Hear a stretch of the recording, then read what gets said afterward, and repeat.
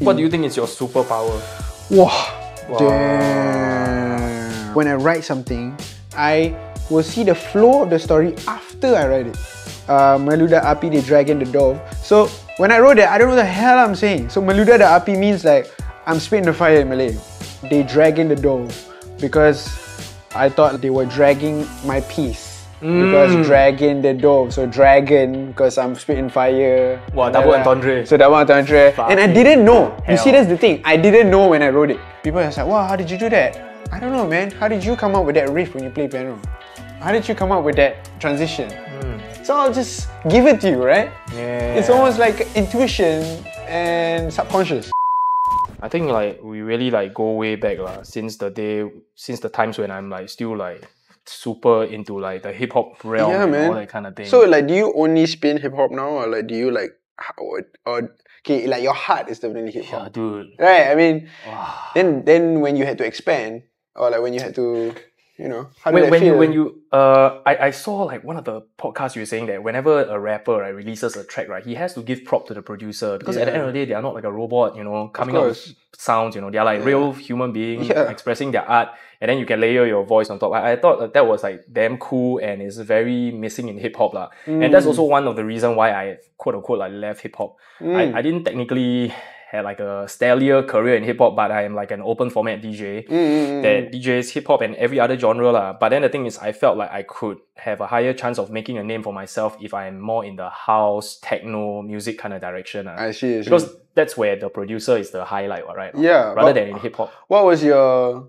how to say, like entrance into hip-hop? Or like, I mean, you were raised in the rich, like, like hip-hop environment. Like when you were my age, or like when you were like 17, I bet like, you were like wide-eyed and like starstruck by this idea of hip-hop. Yeah, it's crazy. Then like, when I was young, everybody was like listening to pop, right?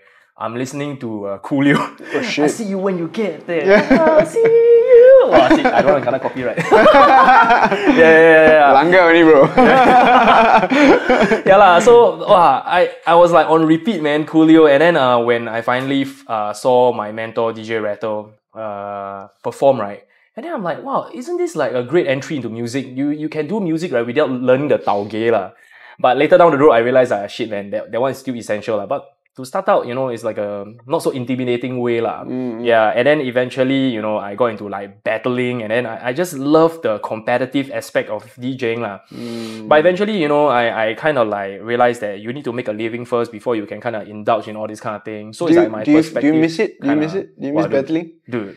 Fuck, man. You don't even know, man. I'm now every day I'm like listening to fucking house music and techno, right? Then when I go back home, I just on one like latest, like, I don't know, can even be like Playboy Cardi or something. Wow, I'm like, hey, DJs out there, you hear that? He miss battling you, bro. Charlie, at least I'm not the kind that go home and secretly listen to K-pop. Walao! I openly listen to K-pop. Bro, you're gonna piss off a lot of fans. They're gonna be like, what's wrong with K-pop? But I don't know, man. What do you think? Like, I recently like fell in love with K-pop because of like how cutting edge it starts to sound. I was never a K-pop hater.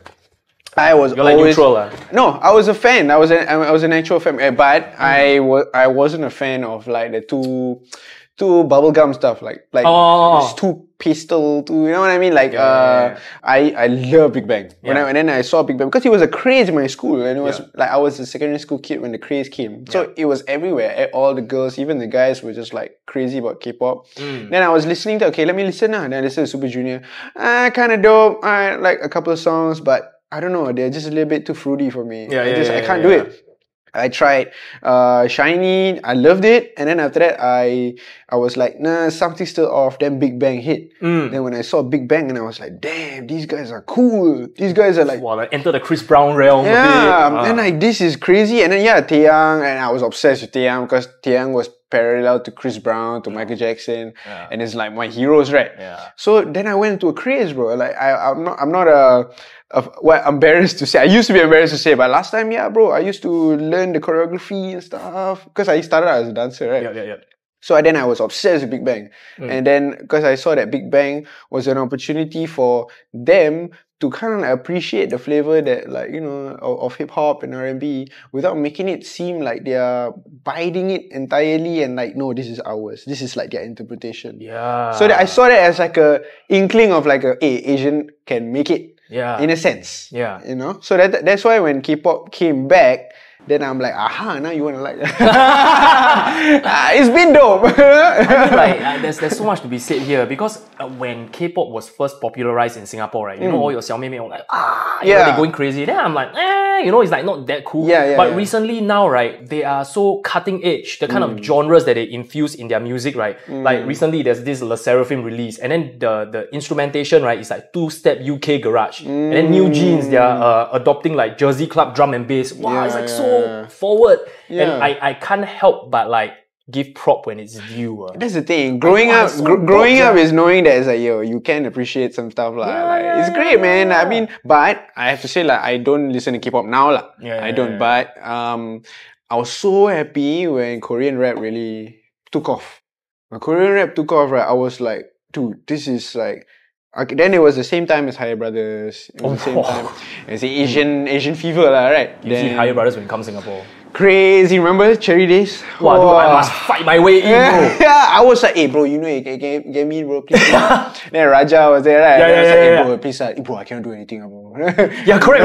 My friend also cannot do anything. I cannot do anything, sorry, bro. That's why. To wait outside, bro. The queue was like around the car park, and then still got reseller down there. Yeah, wow, you know it's hype, man, when the reseller comes. That's the thing. And like, I think have to give props where it's due, man. Like, Asian wave and their proper matrimony with hip hop and like their Western culture. And then finally now it's not weird. Yeah. Everybody's doing the same thing. Everybody's wearing the same thing. Shoes the same. You know, like, it's standard already. Globalization, united as one. Yeah, man. Yeah, and you know, originally hip hop has always been black music and about how black people talk about their life. It's not just struggle, but it's just like storytelling, basically.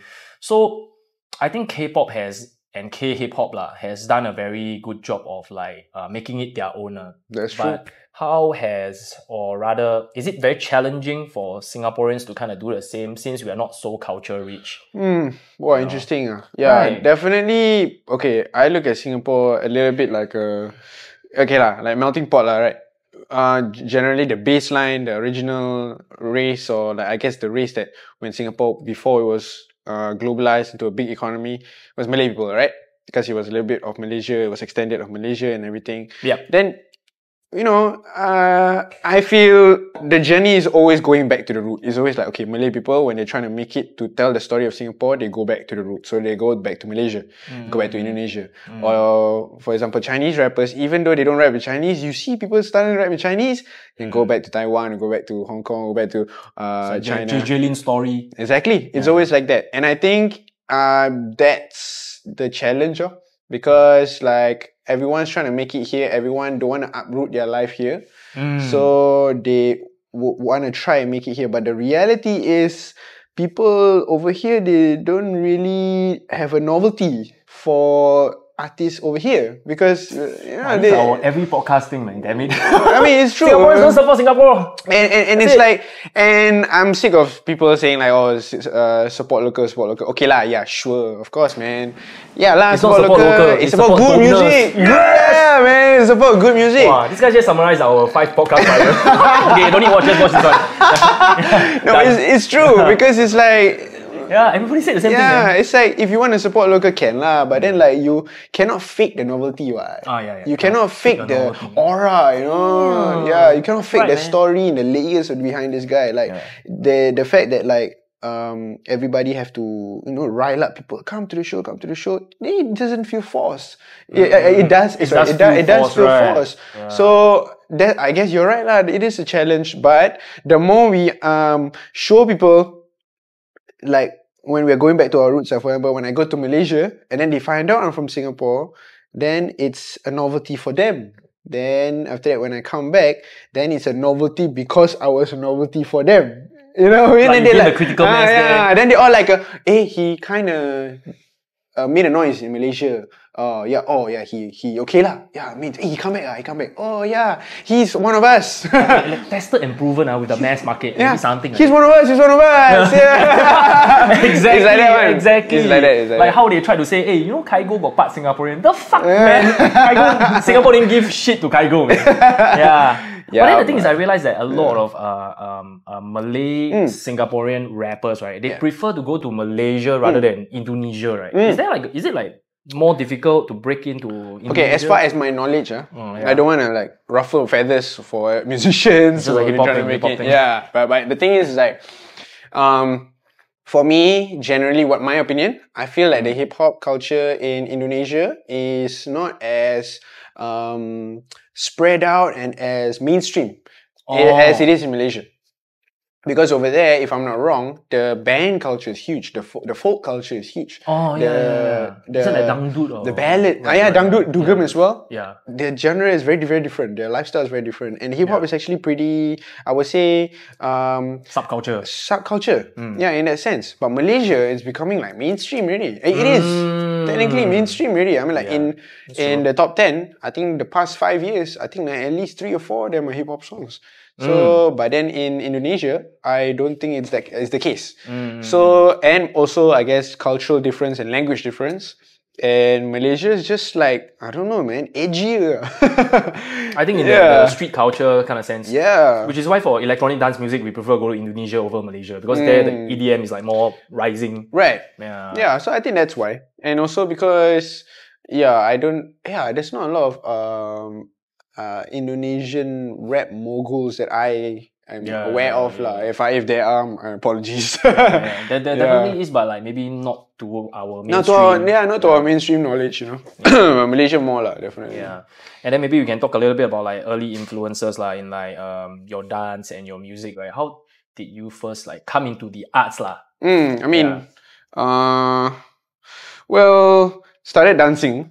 I think my mom kind of knew when like we went to a record store and then like, you know, I started dancing when the speakers were playing music and stuff like that. And then there's a lot of I was very awed by like hip hop culture from the start. Like since I was 3-4 years old. Then you know, we consume all videos and music videos and TV shows and everything. And I always wanted my clothes baggy. I always liked that subculture.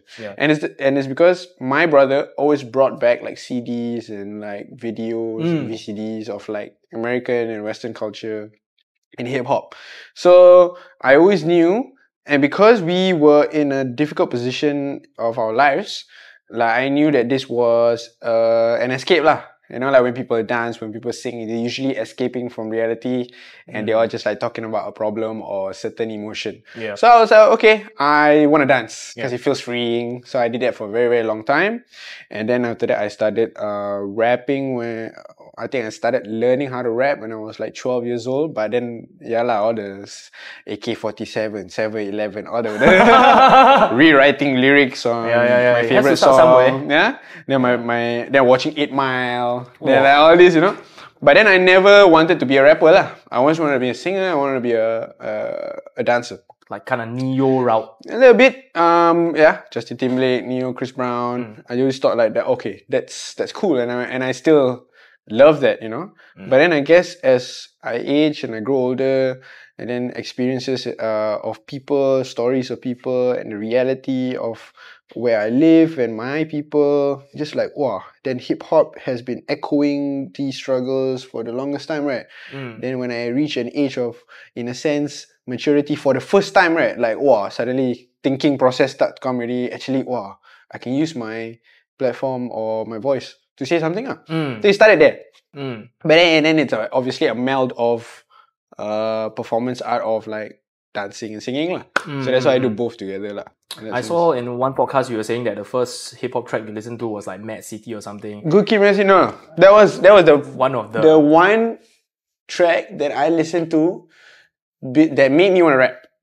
So Good Kid, Mad City, the album, I listened to it when I was 16 years old. And I listened to it and I fell asleep listening to it. And at that point in time, I was listening to albums to kind of just like learn hip-hop. And I went from the start. I went like from the like early 80s. Wow. And I didn't understand shit. I don't know what the hell they were talking about. I was a kid. I was 16 years old. But I just like, okay, consume, try to understand. Because if I wanted to be somebody that wrote raps and wanted to be a rapper and I wanted to be part of this culture, I have to pay my dues lah. I have to really understand this history and everything. So I went up. This in the 80s. This in the 90s. So there's 90s when, you know, gangster rap started to become big, become territorial, then started to make money. And then 2000s when they made money, and then suddenly all the people talking about club music and stuff like that.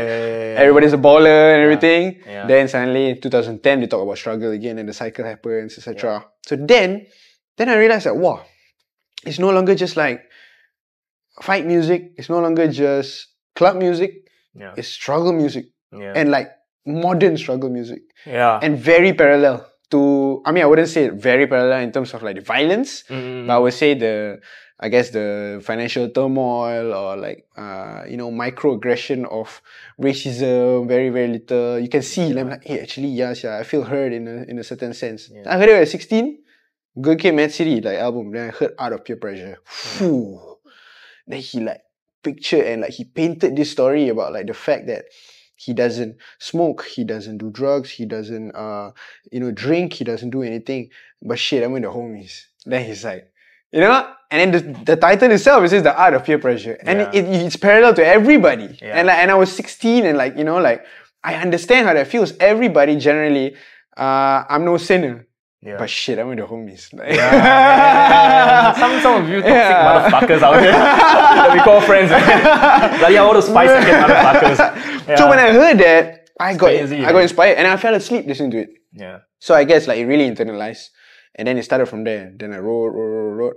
Then I told my brother lah, I want to rap. He was very skeptical lah. But then he was like, see what you got lah. Then I showed him and he was like, oh shit, we need to put you through boot camp, bro. Like you like for this period, like you know, you accumulate knowledge secretly, you know, Kung Fu master training in the cave. And it's time to show that's the thing. And then like that was the art of it. Like you can't make people know like you've been planning all this. Just like learn as much as you can. Then that's how you pay homage to like this culture that's always been around. You know what I mean? Yeah, I guess like passion is kind of like soft power. You know what? You do it right.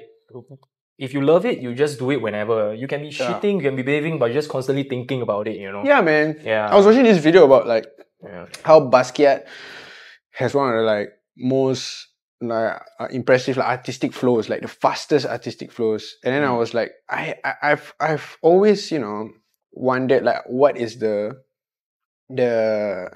thing about Basquiat, like why are people like celebrating him so much and everything. So there was a phase where I started to research about him. Then I just stumbled upon this video very recently.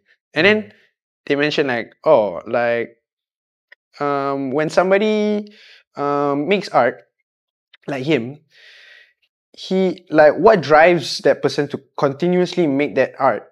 And for us, sometimes it relies on our message. Like what is our message, our overarching message? Sometimes we just do it for fun. Sometimes we just do it because we want to make money, etc., etc. But then like how powerful that message is, like will maintain your fuel on how long you do it. So for him, so because he will run out, right? Okay, we do it for fun. Okay, fun already. Then what? But for him, it was big because he was like his main message was like, okay, I want to depict like black culture into art that is not naturally being portrayed in art. So because he did that, and then he went to study like how can he do that and everything, and that drove him. Then I was like wondering, what is my overarching message? Because my overarching message is just talking about the plight of a Malay boy and you know in the concrete jungle, love story here and there. But then like, okay, then when I grow up, then what? Cannot be like that all the way. Like need to think bigger. Then it made me think that it's like, oh, it's more than just creating music for validation. It's about attending to that message, right? Then it's like what you said, we are constantly consuming and everything. Then they say, how does he maintain his artistic flow? So they mentioned that it doesn't matter what he did during the process of making art. It mattered what he did beyond the process. Like instead of like living life, bro. Doing every single thing. Then I saw all these pictures of him holding a clarinet lah, doing weird shit, just trying random shit. Yeah. But then the overarching message is that funnel where you bring back all the things that you learn, then you put back there. Now I thought, wow, very interesting. With the age of social media, right, it's like now you're looking at like Lil Wayne, Chris Brown, Migos, all releasing like 44 song, 42 song album, you know, because it's like the numbers game, right? Yeah, you just wait. It's like exactly what Ben King said when you hear, you know, you just throw paper towels on the wall and see which one sticks, and then you like invest more. That's what he said? Yeah. That's like how art is being made right now, which is why every day you have like millions of releases right now. Right. Yeah. So that's like the success formula now. But then the thing is like, how do you do that, right? And have enough time to live life, you know? Or you just simply don't partake in that. That's true. I mean, wow, I've really contemplated on this for a very long time because I don't release a lot of music.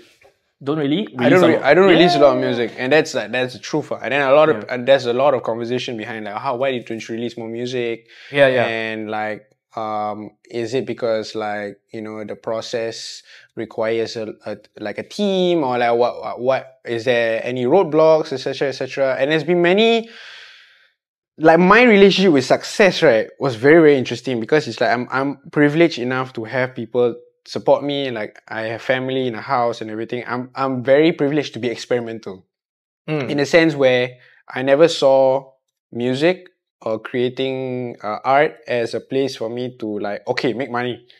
Like KPI. Yeah, KPI, everything. Yeah. And maybe there is a flaw. I'm not saying like what I'm doing is correct.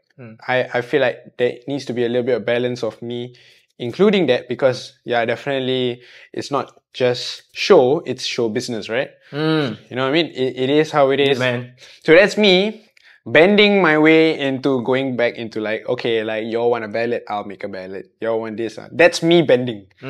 But then people are saying like, why don't you release more music? Wow, you know why? I don't wanna.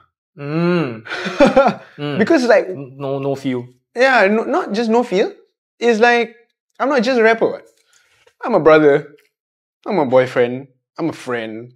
I'm a family member. I'm a member of this society. And like how I give back to my society, how I give back to the community, how I live in this life doesn't have to be according to my label. And then they say, oh, you ain't a rapper if you don't drop music. I'm like, who say that? Yeah. I can be successful now. Yeah. I can be successful when I have nothing. I can be successful when I have something. You know, we all die the same. You in the air, in the plane, first class or economy, we all die the same. Yeah. You know, success is a state of mind. So I feel that like I don't really focus on that business aspect, but I don't see it as the correct thing to do. Like definitely, it fits you lah, but not for everybody. Yeah, not for everybody. And it's something that I'm learning lah. Because for me, it's so sacred, bro. It's art. And if somebody is like, hey, faster, hey, you do that, bro, can make more money. Hey, you do this, bro, can make more money. They're like, hey, no lah. Like, don't lah. Not ready yet. You know? And I'm not saying it's correct lah. Again, it's a flaw. And but the thing is like, one thing I can be very honest with, right? Trying to melt myself into the business of show business, right?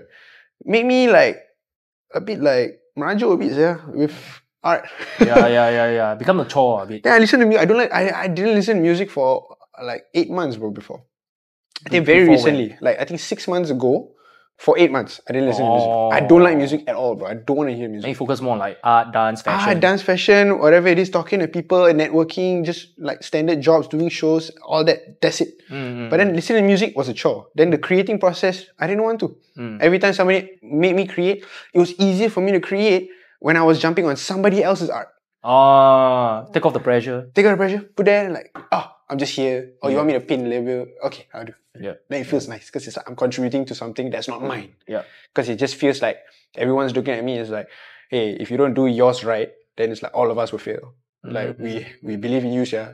You know what I mean? Project team leader. Yeah, and I'm like, hey, chill, man. This is mine, you know. You know it's mine. Yeah. So it was like that for a while, but now it's better. Like I think like recently, like for a couple months, I'm starting to really fall in love with the relationship of like creating music again because I finally know how to protect the boundary of like what's mine and what I can share with you.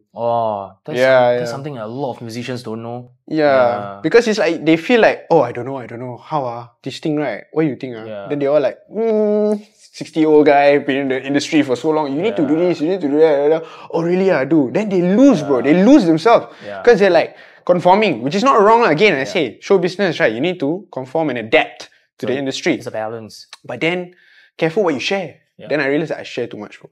Too much, bro. Until to the point I'm rajuk, with the whole thing. An example, like what is like overextending beyond your capacity? Is there an example? Well, like maybe they want you to produce this sound that is not yourself. Okay, not the songs. It feels like how I'm supposed to portray myself. Oh, so they tell you how to act. Not really. Okay, in a sense. Okay. In a sense. Example. It's like pressured into it. Okay. So for example, like I ever tweeted that it was very real because I was like young and then like I just got into the industry. I just got signed and everything. But in reality, I was broke. So I just tweeted like a normal person. I'm just like, oh, have you ever been so hungry that you had sleep for dinner? Wow, the label figure. Whoa. Exactly. But hey, dude, that is good ass engagement, man. No. It's but so then fucking real, man. It was like, okay, then in hindsight, I look at it, I was like, okay, I get it. It may seem like, hey, like, don't say that lah. Make them look bad. It wasn't, It wasn't like a, don't say that. You shouldn't say that. It was more of like a, hey, come on, man. Like, don't make them think that we don't. Because I'm immature last time. I just say whatever I want lah. But then, it's accumulative things like that lah. That's what I'm saying. For example, I posted a picture of like, me taking a picture of a cat. And it's like, yo, look at all these pussies, man. Like, joke lah, bro. You know what I mean? It's just whatever lah, right? It's whatever. Then I receive a message, hey, come on, man, don't do that, man. So there's kids on your channel, man. There's kids on your IG. So, oh, okay, I'm for the kids now. Okay. So then it chips away. Yeah. Bit by bit. Then are. I get very touchy when I want to post something or want to portray something. Even in interviews, bro, I'll be damn scared of somebody going to text me, what am I going to say, stuff like that. Damn scared, bro. So I was like, okay, you know what? I will learn and listen because I don't know anything. I'm very like, okay, I'm very used to boy period, bro. NS boy period.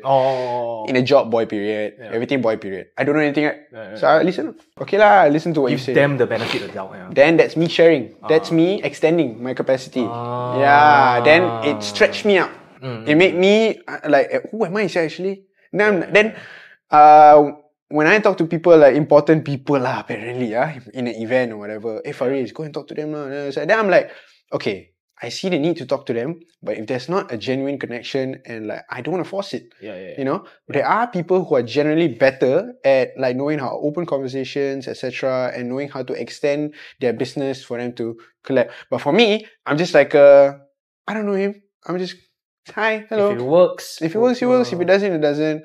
Then I had to learn how to be more business centric. I had to be more PR and everything. So then I was like, damn, I hate this. I'm so PR. I'm so like going in interviews saying I'm so grateful. I'm so grateful for my art and for my family and I'm just like, wow, I become like mad love. Empty, yeah. I was like, nah, man, I don't like this. Then I realized that it extended in my art as well. Oh, the disingenuous. So that's why I feel like I went more into the ballad side, or like I guess the lover boy side. Because okay, I make sweet music. Because if I make rap music, then I get very like, wow, so much I want to say. Right? That I scared I say the wrong thing, bro. Wow, how like that? Then is that what prompted you to like kind of like indie? Not really, but I felt like okay, you know what? Make love music, then everybody shut up lah. Yeah, and it worked because it's who I am also. Yeah. But then the rapper itchy fucking itchy, bro. That's why in verses and in features, you will start to see like me actually rapping with substance, with actual opinions and stuff like that. Because it's like a coffee they never hear one lah. Just by only So I guess that was my experience lah. Yeah. And then I know you like to go very in depth into like how you personally think about stuff, and I was like, such a shame, you know, that like there's so many podcasts, but then the thing is like when you want to go deep, and then they were like, whoa, this is too deep, man, and then I just thought like, whoa, this is the perfect time, you know, because you once said that something that I actually resonated about last week. So it's like most people just want to emulate the outcome. So like for example, if they see like that's a Jay-Z quote, by the way. No, but it's actually very, very true, you know, because like people just see that, he released this track and he become famous. That's it, you know. But they don't know like behind like so many things happen, right? So maybe we can like kind of like recount some of the moments, right, behind your biggest success. So one of the ones that I love the most, right, is said that before you full-time music, you are like working 10 other jobs, right, prior to success. I'm like, what, dude? I'm like way older than you. I only work like 4 jobs maybe. I'm like, what, 10 jobs, yeah? I used to be a security guard. Okay. For about like 3 to 4 months, full time. I used to do, obviously every single boy did banquet, standard. I did Mandarin Oriental, I did MBS, I did NUSS. So like part-time. Part-time. And then I did Uniqlo for a while. I did full-time for about 2 months. And then I sold shoes at Birkenstock. And there's this place called Star 360. And then I worked in WWF. What? Yeah. WWF? As a fundraiser. Okay. For donations. Oh, is it the worldwide? Yeah, worldwide fund.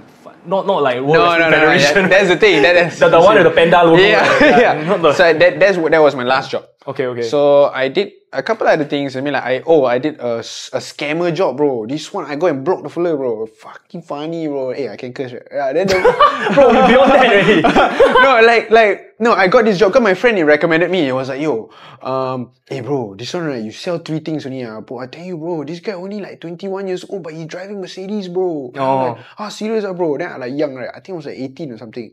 Bro, go and buy a shirt, go and buy a tie, go and buy this. Then after that, you go and meet this guy. And then like, he trust me, bro, like I put in work for you, I think I confirm you get the job. I go in there, you know what they're selling?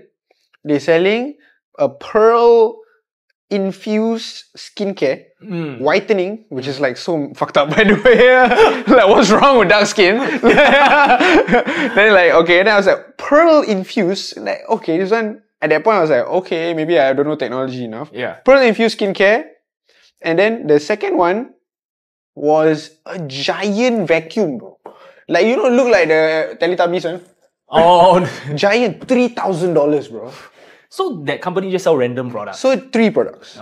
This one, the giant vacuum, and then this pillow, which is a magnetic pillow. You know that last time those necklaces got magnet, they say like you increase your blood circulation. Like yeah, some chakra flow. Some chakra shit. Yeah. So apparently these are actual magnets inside a pillow that will help your blood circulation when you sleep. So they showed us a sample. They brought out a microscope, a fucking microscope, bro. They brought it out, and then they took the pillow, and then they say, this one, you see, your finger, right? You see your finger, this one your blood vessel, you see the flow, They say, you see, quite slow. Definitely Chinese guy. Yeah, I never say, quite slow, you see, I put the magnet, then how? Wow, fast. Then I was like, wow, this one legit, okay. So, I want everybody to take out all their contacts from their phone. MLM, bro, standard MLM shit. Take out all the contacts from your phone. Then you tell them about this, you know, like they cannot miss this opportunity. The more you sell, you get commission. And then if you get this amount of money, then the company will buy you a car. Then like, whoa, okay, cool. Then I did it, bro. Then I think I sold a couple of like magnetic pillows. And I was like, at one point I was like having a smoke break outside. I was like, hey, this was scam lah, sia. This was scam, bro. Then I'm like, it started to piece things together in my mind. I was like, hey, sia lah. You were very young back then. Yeah, I was like, what am I doing, sia? Then I blocked that guy. I blocked that fella, and then like I was like, fuck this shit, I'm not gonna do this anymore. But then like, that was my early stages. I did sales a lot. So I think about like, 7 to 10 jobs like here and there, do me. But WWF was like my main thing for a while, and it was the highest earning one that I had. And then I discovered rap music. Not discovered rap music. I made rap music, and I posted it while I was in there. And then I just had a feeling. You know when you have this feeling where it's like something is just telling you, it's like, yeah, this one. And everything is giving you signs that, yeah, bro, this one, trust me.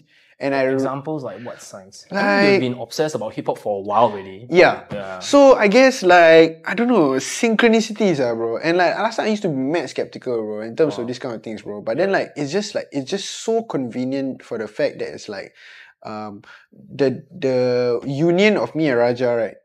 And the way we produce music and the reaction that we got from tiny posts and from shows or from MCing gigs or from freestyling. We used to freestyle a lot, like in like those mini rap battles. Trash, bro. I'm not saying we were good, bro. We were trash. We were like mumbling, bro. Like we were like,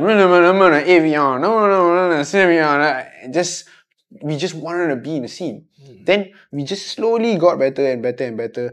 Then we started to realize there was a hole in the scene. There was a proper hole in the scene, and we wanted to fill up that like centerpiece, bro. So what was the gap in the scene? So the gap in the scene for us, we felt like it needed a youthful exuberance of pulling people together, and like that lack of inclusivity that was in the scene. Because everybody was exclusive. Everybody was like, yo, no, do my own thing. 4 Elements, man. You know about 4 Elements? You don't know about 4 Elements. And I'm like, what? Like, no, man. Like, we should like bring people together and like teach them. So we decided that we were like, okay, we don't want to record videos that look too high prod, to look too like exclusive. So we decided like, yo, we want to make people feel like they can relate, so we just like do it in the house. We do it in the house. And like that. There was one really popular video with me and Raja, like the Echo one, right? Yeah. It's called More Better Freestyle. Yeah. So I was wearing a hoodie. Inside was a WWF shit, bro. I was still working there. Yeah. So I was doing that, and then we decided, we played it out like a game. We were like, okay, we're gonna caption like this. Don't want to make it too exclusive. We just like, yeah, by the way, we just dropped this, ha ha, some shit like that. We just want to make people feel that we are like that. We are with them, and we are with them. Right? So the feedback was organic. Yep. And then people were like, yo, we want more. And then it became like a, okay, we support the underdog, or we support this, like, hey, like, finally got something fresh. Yeah. You know? Then we wrote off that. So, and then comes to the age of the Kunci gang. Kunci and Puri gang, bro.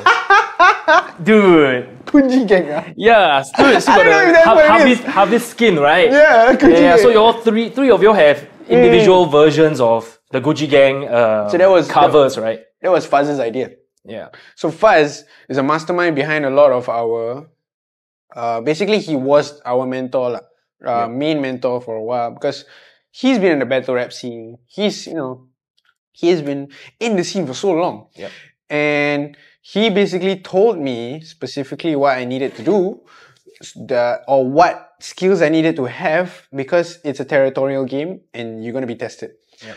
So he taught us everything we needed to know by teaching us how to freestyle. He taught us like, okay, like, I'll put all these items here. I'm going to teach you how to freestyle. Yep. Every day, bro. Then we used to do that. Put me through boot camp. Every week, got 3 verses. Must make sure you take video, rap in Malay, English, and mix. Then give him. If don't give him, then quit. Don't do this shit. So he was like, oh, damn. I like the fact that we are like, grinding. Submission. We're grinding. And then he decided, I was like, okay, easier, bro. Hip hop is about mixtape, right? Take the hardest shit, and you actually like the song, take it, and then like interpret it into your language, into your people's language. So you speak Malay, and you live with Malays. You are Malay, so it like don't try to be different to just speak in English and like forget your mother tongue. Yep. So he was like, bro, Gucci gang. Kunci gang, you got the keys to the city, right? Yeah, man. No, okay, cool. Got the keys to the city. Wow. I can't imagine Faz saying that. I think maybe I see him. Yeah. So while we were in the boot camp, or not in the boot camp, I guess it was the process of writing and like trying to figure out what we're supposed to do. Then we were like, okay, Raja, what rhymes with Gucci in Tamil? I don't know, man, Puri. Puri gang, like the food. Okay, cool. Then he wrote. Then after that, he did it first. So he did it first, and then we recorded with Flight School. So we recorded with Flight School, and then that's also another level of mentorship another side of mentorship. That's kind of like the business side, and then we will be delving deeper into the industry. So that and the song making. But then he helped us record that, and then he was like, fuck it, let's just drop a grimy ass video, us in the studio, whatever. Okay, let's do it. Then he dropped it, and after that, 1 week later, I dropped mine. Who did the video? Flight School.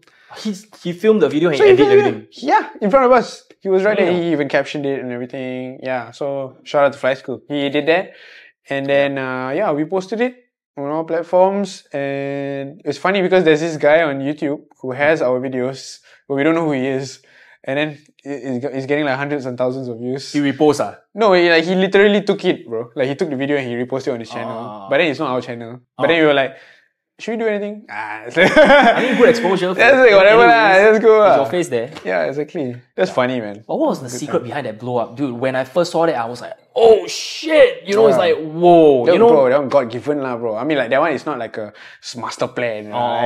We just adapted, We just adapted with the situation, like genuine, organic, and authentic, like reactions, right? like 6 years ago, something like that, right? 7, bro. 2018. Yeah. Because at that point of time, it was trending for people to put out more high def, prim and proper. Exactly. But then you're like just adapted what US is really doing, and US is always leading, cutting edge, right? Exactly. Yeah, just shoot like homemade style. Yeah, because then we realized very early that authenticity is the currency.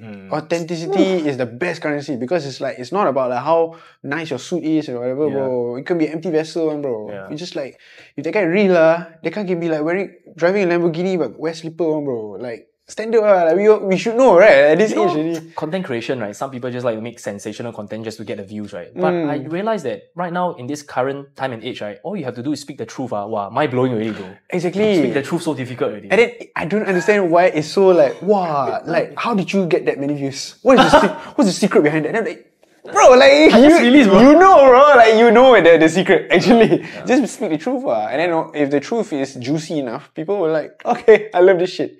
Yeah, you know precisely. And there's also like a brand trust, right? In like truth speaking, you have to just speak it plainly. You can't just do it just because of the views. Then you know, in the long run, people will still tune into you, lah. Yeah, lor. I mean, like that's the thing, and I feel like I lost that a little bit, yeah.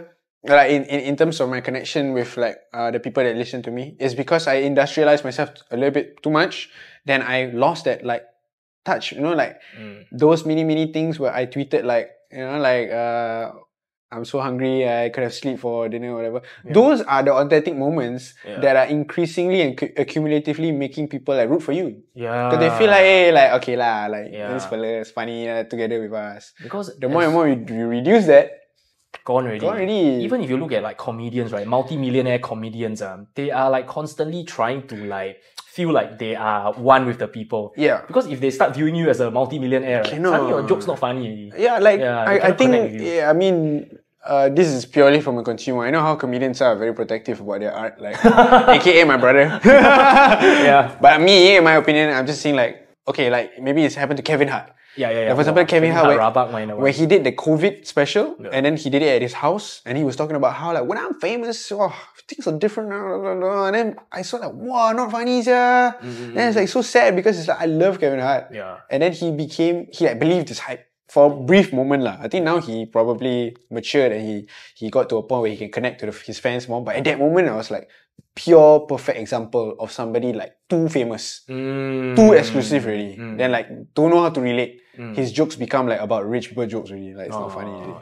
Yeah, that's why. And I guess the world, there's only like maybe like 0.1% people are rich. 99% of us are just like getting by, you know. Yeah, man. And if you create a product that is so exclusive, then it just doesn't resonate. That's why. And then from your success, from your covers, right, and your releases, and then eventually it led to like 16 Baris. Wow, 16 Baris is also another huge one. Crazy, sir, that one. Wow, that one was interesting because it's like Fariz was so excited. He was like, drop your video. He didn't even Wait, how do you even get a call in the first place? Okay. From what I know, I think probably I could be wrong lah. From what my knowledge, I was already in the radar because they were obviously trying to look for rappers to go on their show and everything. This was before you were signed, right? This was before I was signed, but I had like freestyles out and stuff like that. But then like their entrance of the show that you had to post an audition clip. And then I think that I was already considered, but then I think like obviously like you audition first lah. Like really can make it or not. Then after that, okay lah, then I did it. So I did the audition tape and then I asked Raja to do his also. And then the funny thing is, this is the story lah. Like my entrance into the 16 Baris world and meeting Joe Flizzo or like these people like in Malaysia, right? These legends in Malaysia. It wasn't a very good one at the start because like I told them that I didn't want to do the show if Raja wasn't in the same episode. Hey, this one is like fighting for your bro. Man. No, really. Thank you, man. It is. Thank you, bro. Wow, it's like them steadies, No, seriously. I told you I don't want to do. Oh shit. If my brother, inside, I don't want to do. Then I know the word around the street is like, who the fuck this guy think he is? Talk to us like that. Chiba hiti who? I know it was that. But then I was like, fuck it lah. Like I don't care. The relationship between you and Rajit is symbiotic, bro. Yeah. Cannot, bro. It's like it's my brother, man, and it's like we gang Like if you don't bring us together, then like to me lah, not ngama, bro. I don't feel like nice. But then luckily enough, we got what we requested for, or what I requested for, and then we went on the show, and then it was scary because my first time, bro, like going there as a rapper now, right? Yeah. And like now I have to put my theory into practice, bro. Like what I've learned, like through the year, 1 year, lah, right? Yeah. I have to put it into practice. Yeah, damn tough, bro. I was like, damn. My brother told me, he's like, remember, man, hip hop is territorial, man. Dude, it's fucking intimidating, man. The scene. Yeah, they're gonna test you, bro. I respect Joe so much, but I'm afraid of this guy, man. Yeah, bro. Yeah, of course. That's just one extra factor. So it's like now, he told me, he's like, bro, like that's how it is, bro. Even in Queens, bro, that's how it is, bro. Queens are 10 times worse. You say you rapper, right, bro? You cannot leave the shop or this street without rapping, bro. Like you need to have that street credit and like that grit, bro. Yeah. So I was like, okay, I'm preparing. Then, wow, big shout out to Shigga Shay, because Shigga Shay drove us there. So Shigga Shay drove me and Raja. So I guess Shigga was very close to us at that time because I think he had that affinity of like taking care of the new cats that are coming up. So he extended his he extended to us like the opportunity to drive us there. So I was like, serious, bro? Sure, man. So I think he stayed in the same hotel vibe. Then drove me and Raja, and then we practice along like the 3-hour drive, or the 4-hour drive. We practice and then he listened. Oh, I don't know if you speak like that, man. I don't know if you speak. And like he give us advice. Then we're like, oh, okay. He drove us there. Then the first guy I saw was this guy Guard. Guard is a very popular rapper lah. I don't know if you know this guy. He's a popular rapper in Malaysia now, but at that time he was like slightly underground, that kind of vibe. Still, is he in the same episode as you guys? He was not in the same episode, but I think he filmed the same day, if I'm not wrong. I could be wrong lah. But he was there, and the first time I saw him, I was like, hey, like scary, they're all legends, bro. Yeah. And then I saw no. Because I saw him in the previous episode, that's how I recognized him. And then his friend was in the same episode as us, Kanye. Oh, okay. So then I was like, oh shit. Then to me, my head like comic book characters, bro. It's like, wow, real rappers. Wow, real rappers. And then when we went to the barber shop, the first thing I saw was this big Velfire. And then there was this guy, intimidating guy with a Freddie Mercury mustache, looking like a cholo, looking at me. Then I was like, oh, who's this guy? And he kind of looked like Joe's like, his staff or his guys, his bodyguard or something. And then I saw Joe on the phone. He was full dripped out and like, I don't know, something ready for action. Something Gucci or what, with big shades. And he just like, and he saw us. He was like that. Then I was like, walao, this guy, wow, dude. Then that time he showed me the Maki, I almost died. I'm like, oh shit, bro, I don't want to die, man. Every time you see Joe says, yo, come. Like, oh, damn, man. Hey, man, I guess I have to. Like, so I went and then I was like, damn, this is going to be... It's intimidating already, And then they were filming another episode, I think. They were doing another episode. And then we went in there, and then, we decided to do sound check. And I don't know if you know this story, but apparently, like, I messed up my Numbers Baris, episode, actually. Because... Was it the one that you filmed? The one that I filmed is a successful take. So they do how many times? So I think we did like at least almost 10 times, bro. It was crazy because I was... Oh shit! And the reason is because I wasn't prepared enough, and I got mixed up because 120 BPM for the 2 tracks, I half-timed it, so I thought it was 8 bars for both. So like I thought it was... No. Yeah. Then you lack bars. But actually, if you really think about it, like on average, right, if you see the numbers Baris rappers, they are like 40 to 50 seconds. That's a 16 bar for like a 80, 90 BPM. Yeah. Right? Yep. But then mine was 120 BPM. So it was like, mine was like about a minute and 10 seconds, minute 20 seconds, bro, or something like that. And that's definitely 32, bro. Yeah. Like in my sensing. Yeah. So I did the 50-second or the 40-second version lah. Which is, to me, 16 bars. Yeah. But according to them, it was 8. So I didn't prepare enough. Oh, damn. So when I sound check, because they gave me 2 beats that they emailed me, they told me about, they didn't send me the tracks, they just told me. Told me it was going to be Ray Sherman, No Type, and Jaden Smith. What's this called? Icon. Oh, Icon Living. Icon, yeah, that one will change BPM halfway once, that song. Exactly. Yeah. So Icon, it was Icon first, and then No Type. Yeah. So I wrote it like that. Okay. According to like that, I wrote it 8 bars. Then I went there, I sound checked. I did it. Then suddenly, No Type first. Then I was like, oh, okay, my cadence a bit different. Never mind lah. Still same. Rap. Suddenly the thing like not changing. The song like not transitioning. Then like, I going to rap finish already, bro. Yeah. Then after that, suddenly, I rap finish, bro. Then change to Jaden Smith. Then I'm like, oh shit. I don't So instead of 1, 2, 3, 4, 2, 2, 3, 4, they count 1, 2, 3, 4, 5, 6, 7, 8. 2, 2, 3, 4, 5, 6, 7, 8. Yeah. Yeah. Then after that, I was like, oh shit, not enough bars, yeah? Then after that, Joe came in and was like, hey, what's the problem? Then I think like the bars a bit different because I counted like it's not this is 16 bars already, like but then like then he said, then you rap for me? Then I'm like, oh okay. Shit. So I rap. Then he like, that's not 16 bars. Oh, that's 8, motherfucker. Okay lor, you're right lor. Then he like, never mind, you got backup bars? Then I'm like, yeah.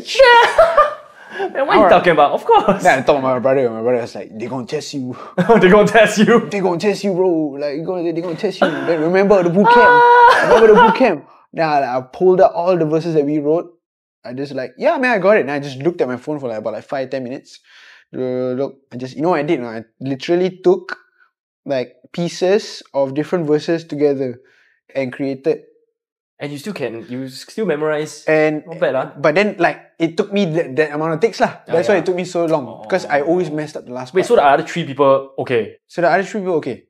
They're fine because they're on 80-90, bro. They're like, walao. Your one got switch up, oh. My one is like, walao, fast, yeah. Then I had to squeeze like boom bap bars into 120 BPM. That's why it sounded damn fast. Then people thought when I watched it, I was like, wow, that's pretty dope for one take, man. Shit. It was one take lah, but it was several take, 10th. It's probably the 10th or something. Then midway, at my 5th take, I was damn nervous, bro. I was sweating through my cap already. Now after that.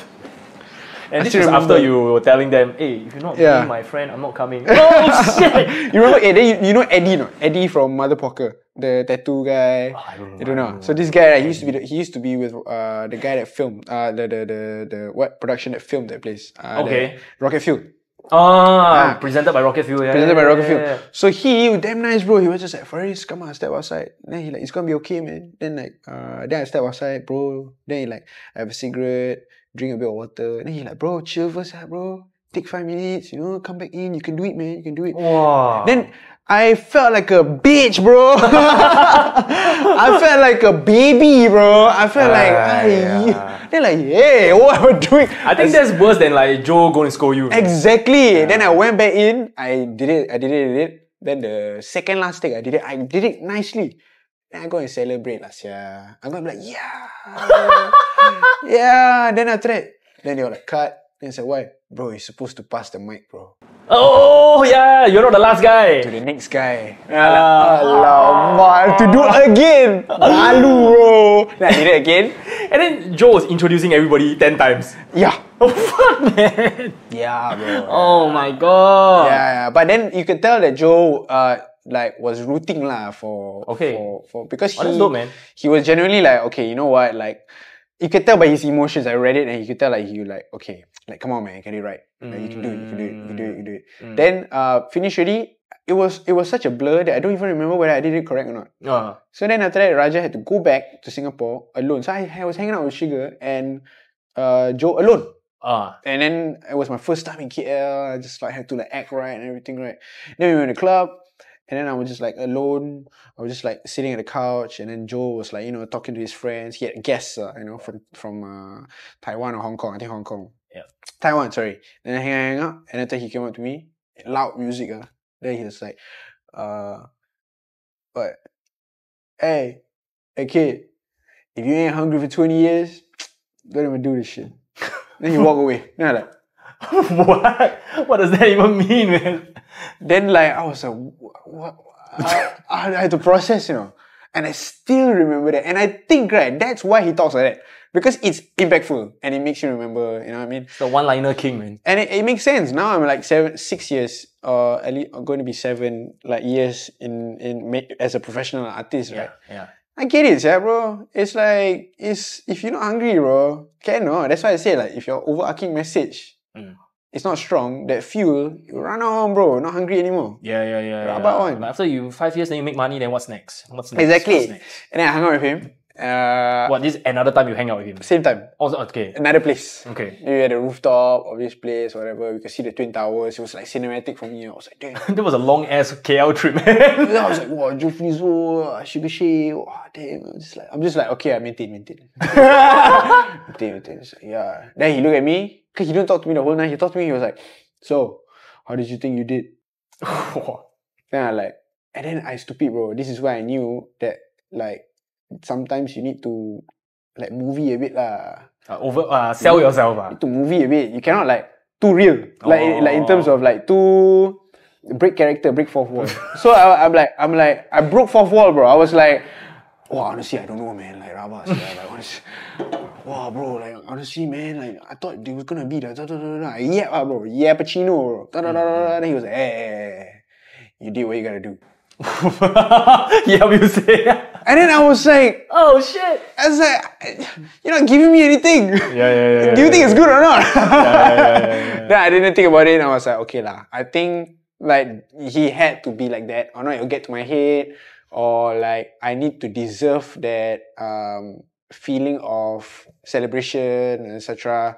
So because it's a very tough game, it's at the same time also like that's his classic way of like uncle or big bro lah, teaching me like tough love, man. Yeah, that's his main thing that he will always say. Hey man, tough love, man. It's all love, but it's tough love, man. It's tough. Gangster. Yeah, man. Gangster love. Gangster love. Yeah, man. Wow, dude, you fucking old, man. That's how you know our age, man. Fuck, yeah. That's like some 13-year-old song, and then the car can go up and down. Oh, I love that song, man. Yeah, and I don't know. Could it be right? He's trying to tell you that you didn't perform that well, but you shouldn't beat up yourself. Yes, that's like the translation. No, because I know.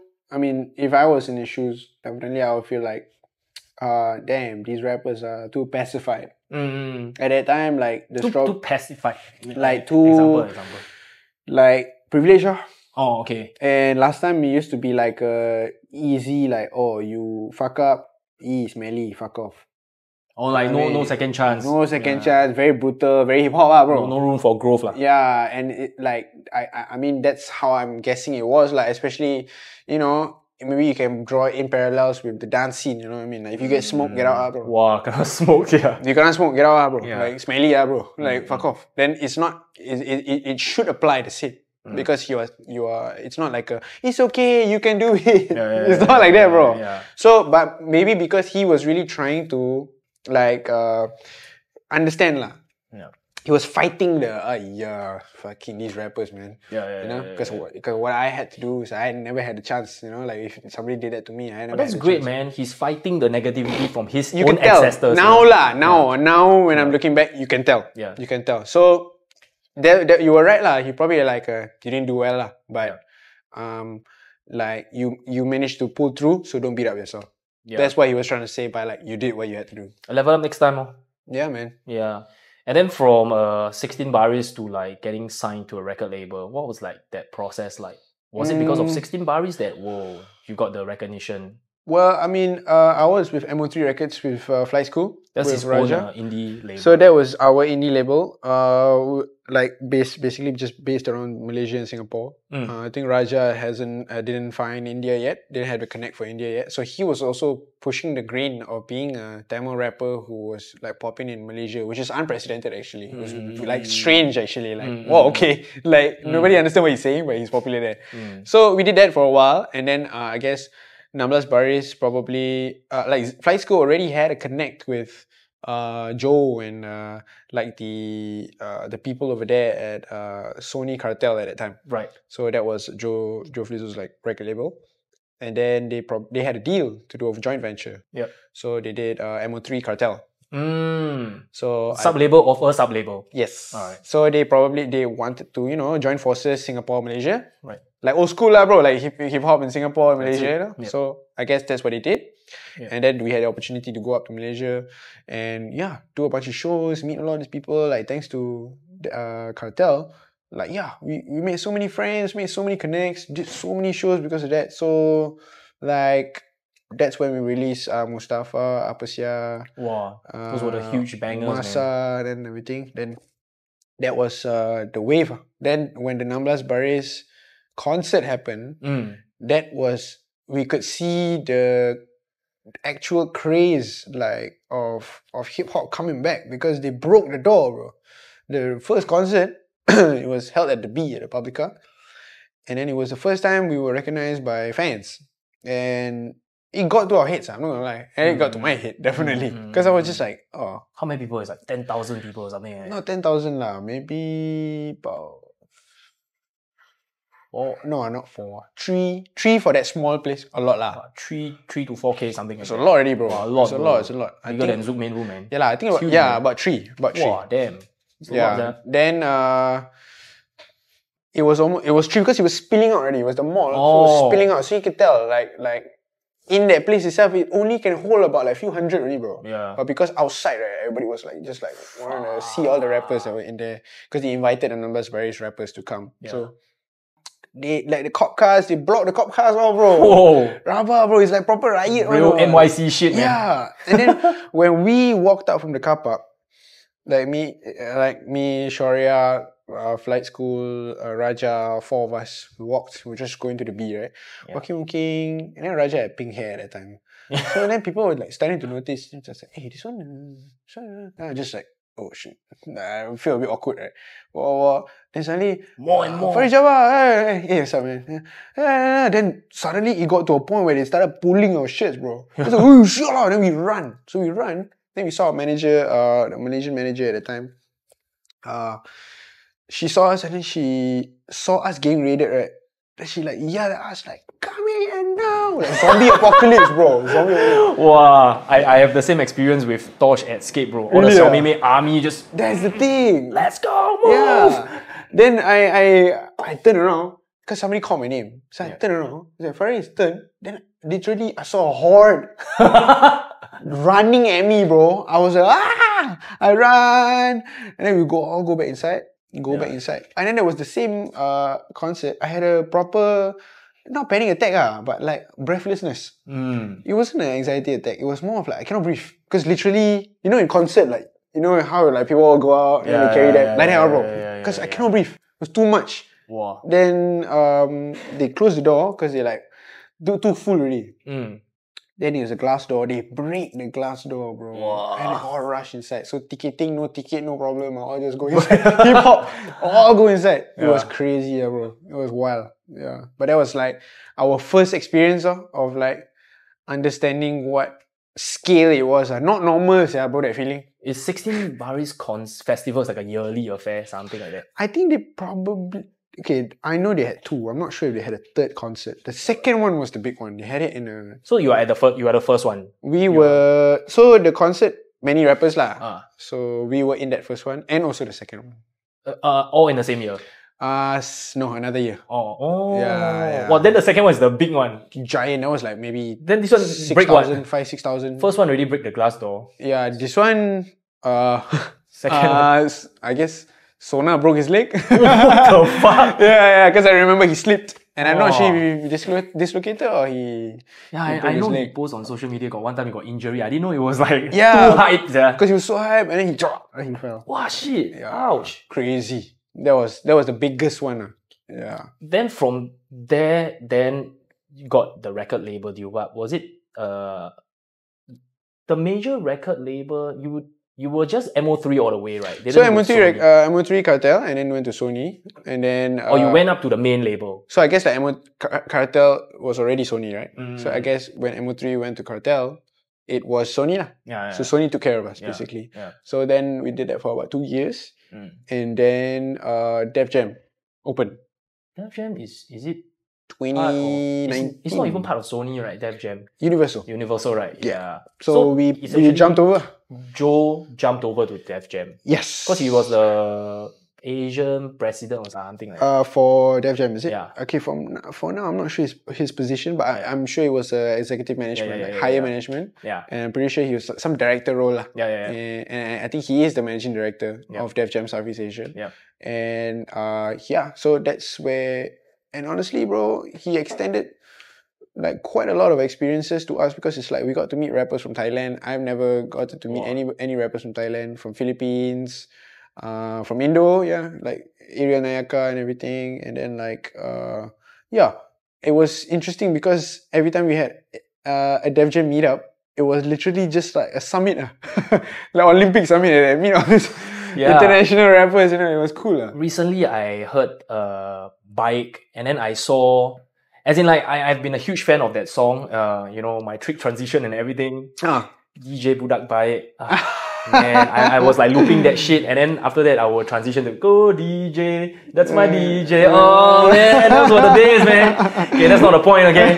Yeah, the point is like, I saw it on Cartel Sony YouTube channel, but then now Joe is like Universal, right? So the music, did it like kind of port over, or did Sony still own that song? That one I'm not sure about. But for yourself, in that aspect, because like Mustafa, Apa Sia, all these were a Sony release, right? Yes. So do you own the tracks or Sony own the tracks? So I guess by our contract, it was Sony, MO3, Cartel that owns the track. Oh, okay. So in that sense, we split ownership. In that sense. So for those tracks. Wait, they own but split royalties? Or split ownership?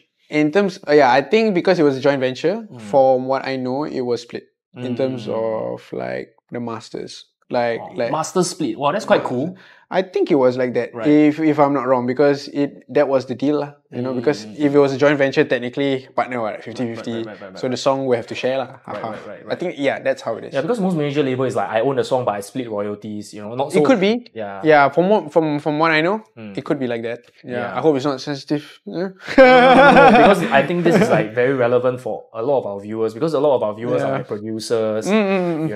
Not so many singers but mostly DJ producers. And then, when working with a label, you also want to be careful also, because at the end of the day, you created this piece of work that is going to be owned by them. That is true. Yeah. I mean, it's very, very important to I mean, definitely it's always about like, who own your masters and stuff like that. But then there is you must know like your capacity of how much you can give for, like going back to that conversation. Like really like how much you can share. Yeah. Then for me, it's for now, like I'm fully independent. So it's way easier for me because now I can own my masters and I finally get to taste that after having the capacity to share. So we have best of both worlds in that sense. But regarding fully being independent, right? Music monetization has always been very shitty one. It's like 1,000 views, 1,000 plays like $3 or something like that. It's like quite typical, So the bulk of the income has to come from somewhere else. But are you okay to share with us like, what percentage is like maybe shows are giving you most of your income or merch or whatever? I would say like corporate gigs. Yeah. I would say it's corporate gigs and shows are the main bulk of it. I mean, because the label owned my previous songs in that sense, so I only get a certain percentage. You get a small amount of the small amount. Yeah, in a sense, I got an amount of that royalty lah. Yeah. So, but I think like it's pretty much known all over the world that you don't really earn much from being plays. Yeah, in plays lah. Yep. But most of the money comes from, you know, the endorsements and the corporate gigs. Brand deals, yeah. Brand deals is pretty big. So that's where it becomes a little bit touchy because, you know, you kind of have to be, in a sense, a public figure in terms of spokesperson, ambassador at some level. But it's very difficult because the more you do that, like subconsciously, even the people don't know that they're starting to lose trust. Because it's like, you sure or not, you like 100 plus? Because you're like constantly in sales mode, right? Yeah, so it's like, I don't know when you're saying for real. I don't know when you actually love this brand or not, you know? Yeah, so that's true. So that, I guess, like, that is the struggle that we deal with. But I think now I'm definitely moving towards more like of really developing an ecosystem. For example, I'm taking an initiative to really wear brands that I genuinely want to wear first. So that's like the minimum that I could do. I used to wear all the brands just to be like, whatever, man. Yeah. My voice is my voice. But I never really had that foresight or that bigger perspective to understand that everything that I do means something. You know? So now that I'm older and I understand, I want to build an ecosystem of eventually moving out the matrix of needing other brands to survive or needing other collaborations or shows to survive even. I have to build my own brand. And when I do that, I have to build that trust again. So that's why I'm working with local brands like when I wear clothes, I only wear, like when I do shows, I only wear Youth in Balaclava. Taufik, Harsh, these people like have helped me understand like the importance of material as so much so like we always demonize like, oh, like don't be too obsessed with material, but it's very important actually. Yeah. Like what you wear and where it's from and the story behind it. It matters if you're an artist lah. Yeah. So I decided to do that as an initiative for me to just like develop my ecosystem. Yep. So yeah, I mean that's off tangent, but yeah, how the income comes in is mostly for corporate gigs, shows and stuff like that. So when you don't really release much music, right? Because most people are like so pressured into like releasing often to like stay relevant, right? But for you, it's like, you know, you are still relevant without like, you know, spamming, you know. That's like so difficult to do. Oh man. Honestly, I fight that because it's like a lot of people obviously like my closest family is just like, bro, release the music, man, release the music. And I was like, bro, it's not that simple. There's a lot of stakeholders. You know. But now I'm freshly out of it. That's why it's beautiful because I'm taking a step back so I can finally work on my body of work without stakeholders. My entire life is always somebody just like, okay, this guy's beat or this guy's whatever. So right now I'm working on my mixtape. So I'm just like, langga, bro, whatever, you know? So I need to work on the body of work first. Like, don't talk to me. Like, we'll do the shows, we do the corporate stuff, but the music stuff, like, please don't touch it now. Because it's been 7 years and I want to take care of it. And it's kind of like, you need medicine for this. So, to stay relevant, I feel like, no need lah. Wow. No need lah, bro. That's tough, man, for people to hear because it's difficult. Most people cannot. Because it depends on what you mean by relevance. Like, what do you mean by that? I don't know, like, in order to get hired, you know, people must be top of mind, right? Okay. Yeah. But somehow you're still top of mind. Okay, in that sense of relevance. I thought like in trend. I thought that's what you mean. I don't have to be trending, you get what I mean? I guess like of course I have to do that, bro. I'm admit to the fact that I go to events just so that like, you know, I have something out to release. Then like, okay, this is me. Yeah, so you have to PR a bit. But then the PR really must like work on, like in terms of like, okay, intentional and clear cut and authentic. No longer it's like, hi, I'm like, no, it's like, hey, I'm a rapper, I'm releasing this song, I have this brand, whatever. How about you? Like real. It used to be like check out this clothes I have. Rapper, you know what I mean? It's like that. But check out my drip, man. And when you talk a little bit about like sustainability and fashion, right? How do you even get into that realm? Wow, getting sponsored by Gucci, Nike, dude, that's fucking huge, man. You know, in the whole entire DJ scene, right, only one person gets sponsored by Gucci, and that's Aldrin, and he's like DJing for like 1,000,000 years, you know. Like really like OG of the OG, the most purest of the purest in the brand, and great DJ being featured in Ibiza, that kind of level of accomplishment, and he's the only DJ, you know. But as yourself to get sponsored by Gucci, wow, it's also a huge thing, you know. It was, I mean, yeah. Right. Yeah, it was. I think you are like downplaying yourself. No. Okay, I have to admit lah, like it's dope, yeah. It's dope, but then it's like, how to say, it's like surrealism. I feel like sometimes I disassociate so much. But how, yeah? Yeah, like I look at it, I'm just like, yeah, this is temporary, right? It's like, yeah, it's a prank, right? And then another one. Another one. No, this is a prank, right? No way lah, no way lah. Then after that, like, oh, do campaign with them. And I'm like, wow, really? Like, serious? So, I think, I downplay it because genuinely being real, it got to my head. Oh, okay. Genuinely, like, no, I wear this, I wear that, or whatever. And then, like, I was at a place where I felt like not unstoppable, but like stronger. Like, oh yeah, I got this.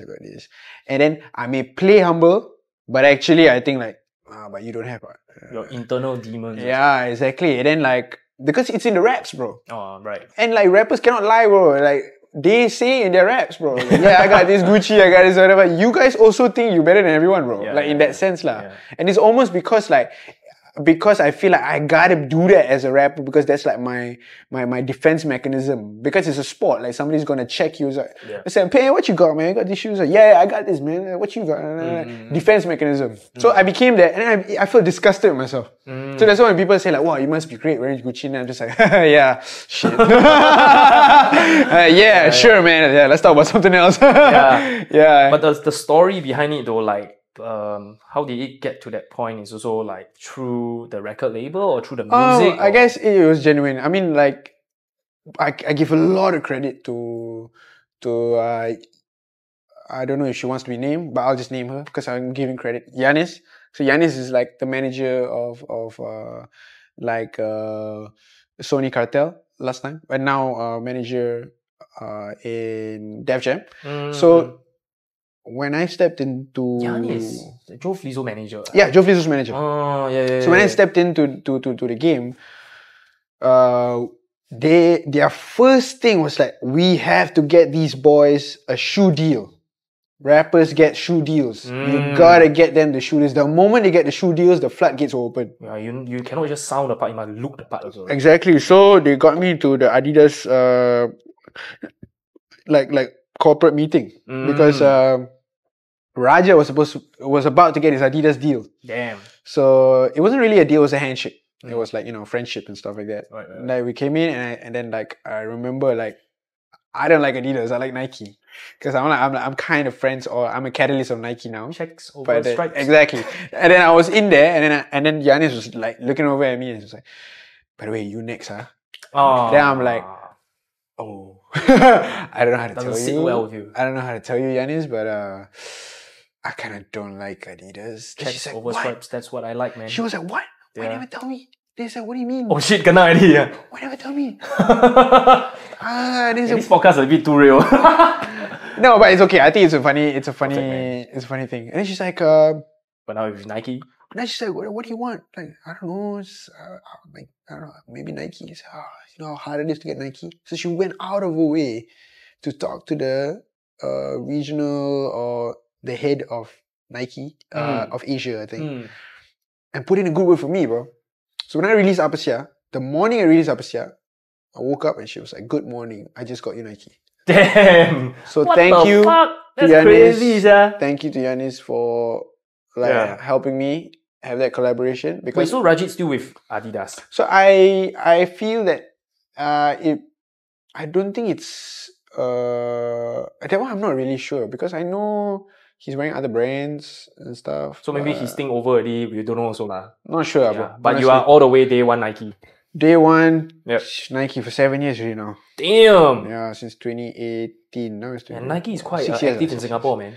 I love Nike, man. Yeah. Honestly, like, it's like a family, yeah. Yeah. It's really dope, Yeah, they support me, like, for example, like, I did Masa, the music video for Masa, and then I asked, like, can I have some shoes for my friends and my dancers? And then, wow, He brought in a van, bro. Whoa, up to you to choose, man. Born, he take out the shoe like, wow, he's like... Wow, dealer. Dealer, he going out. Bro, wait, who is this guy, man? Kelvin Cole. Oh, damn. So, this guy was basically, I guess, the PR or the representative for Nike to help us. And then he... And also, shout out to B. So, she and him basically, like, took all the shoes that we loved. And not just normal Nike shoes, bro. Jordans, LeBrons. The best sellers. Yeah, bro. And then she go, hey, don't tell her. How like that? And in the music video already. It was crazy. So like, it's crazy, man. Everybody got a pair of shoes. Then they were like, hey, serious bro? Serious And I was like, yeah, bro. But don't thank me, thank him, bro. Yeah. I said, thanks, man. Walao. Yeah, crazy. Man, dude. Oh, show love, bro. Yeah. Yeah. And from Nike to Boys to Men 3 casting, man. Walao. But you end up in the final cut. I was trying to search, like... Me?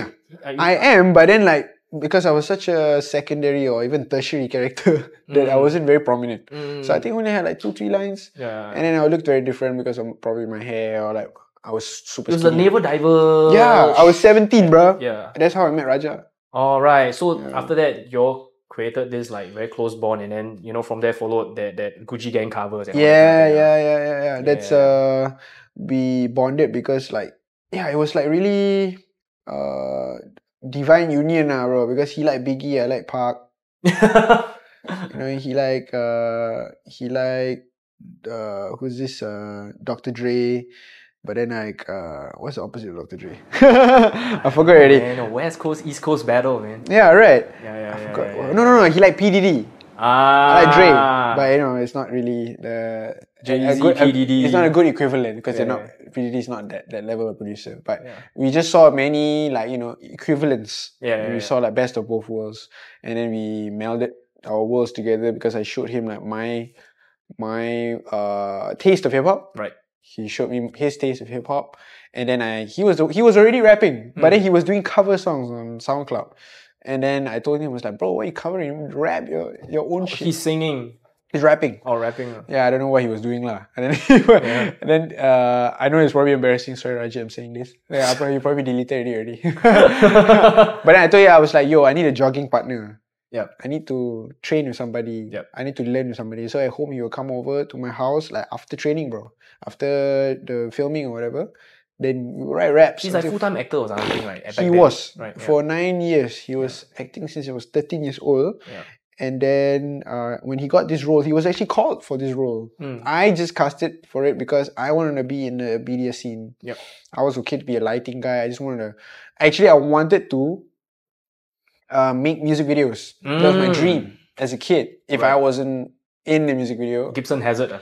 Maybe, you know what I mean? Yeah. But then like I didn't, that was like a little old dream that I had. Yeah. So that's why I wanted to be an actor. I wanted to see how the media scene is like.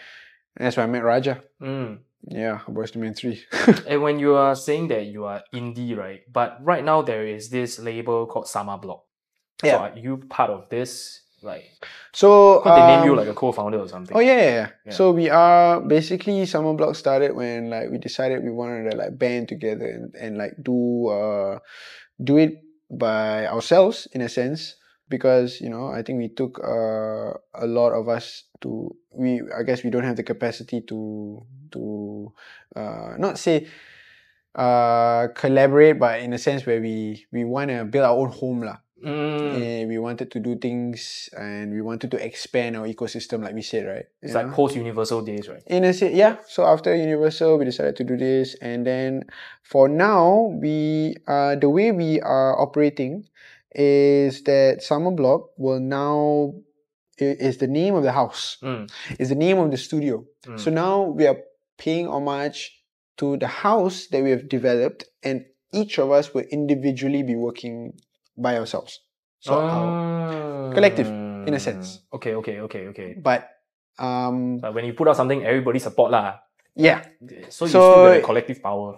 It's a collective power, but everybody individually works together and we have our own ecosystem. And then when we work together, it's a project by project basis and a collective basis. So nobody will dictate the overarching direction of Samabloc. everybody has a say. Everybody's equal. Everybody's is basically a house. Because I think that's the most important thing that we need. Like, at least we have a place where we call our own. Yeah. And then we keep that place alive. Right. And individually, all of us have our own. Raja goes to India and go to Malaysia. Right. Flight School has its own production deals. Rhythm or Sharia has its own. And when we come back together, we have collective power. So you kind of use each other's services as well, lah. Yeah. Right. In that sense, that's why it's an unorthodox. I mean, I wouldn't call it a recording label, lah. We distribute by ourselves. It's like an ASAP mob. In a sense, low-key, yeah, because all of us do. Then it's far better for us to know. Then again, as I said, the overarching umbrella. It feels nicer to know. It's not just like, okay, 4 of us work together. So Samabloc can be anybody. Because so now Tangy Boy is a part of Samabloc. So I would consider it not. It's never an official. All right, we sign you to Samabloc. It's not a label like that. Right. So it's like, okay, everybody use the studio. It's almost like a membership. Yeah. But you don't really have to pay or what, right? I mean, like, if you use a lot and you want to contribute, and that's how it is. Right. It's like Kickstarter fund or something like that. In a sense, like gang, bro. With no violence. Gang with no violence. Yeah, and ecosystem. And I like that it is like a very open format. It's like even though the founders, like 5 of you, right? Yeah. There's this guy called Kiran who is, I guess he's like a universal label executive or something like that, right? Then he come and join you. And then Rajit, you, Flight School, Shoya, and everybody. Oh, Kiran, who's it? No. Ezekiel Kiran is Flight School. Because I know Ezekiel. Flo. Yeah. So Flo is who? This guy. He's very quiet, but he's an award-winning producer. He's based in Dubai. Right. He owns one of the biggest retail stores called Amongst Few in Dubai. Basically, it's I'm not sure if this is offensive, but it's Hypebeast equivalent maybe. Oh, okay. Like Abu Dhabi version, maybe. Maybe, yeah. But it's big. They retail a lot of original clothes, and they bring in very premium stuff. Premium shoes, premium apparel, and they also have a cafe. They also have a barbershop, and then from what I know, in their studio, they actually brought Central C. What the fuck? If I'm not wrong, ASAP Ferg. And violence, violent, bro. Fuck, crazy. So this guy is a silent partner, and he gives us advice on how we can brand ourselves and how we can monetize better and basically creatively, making it more symbiotic together, because he has a lot of experience. So with him, it's great because it's almost like how do we expand this idea? Let's go talk to him. Yeah, and then he'd be like, why don't you guys just do this? And it's always the easiest answer. It's always, you know what I mean? It's always the simplest answer. It's like, why don't you guys just do this? And then it's just like, what the fuck? Yeah, man, I didn't think of that shit. Thanks, man. So it's 5 of us. So when we came together, it felt very strong because it's like, okay, we know we're gonna rub shoulders if we are working together. So now we have to work and uproot ourselves. Not uproot ourselves. We have to root ourselves individually. Then it's easier for us to handshake.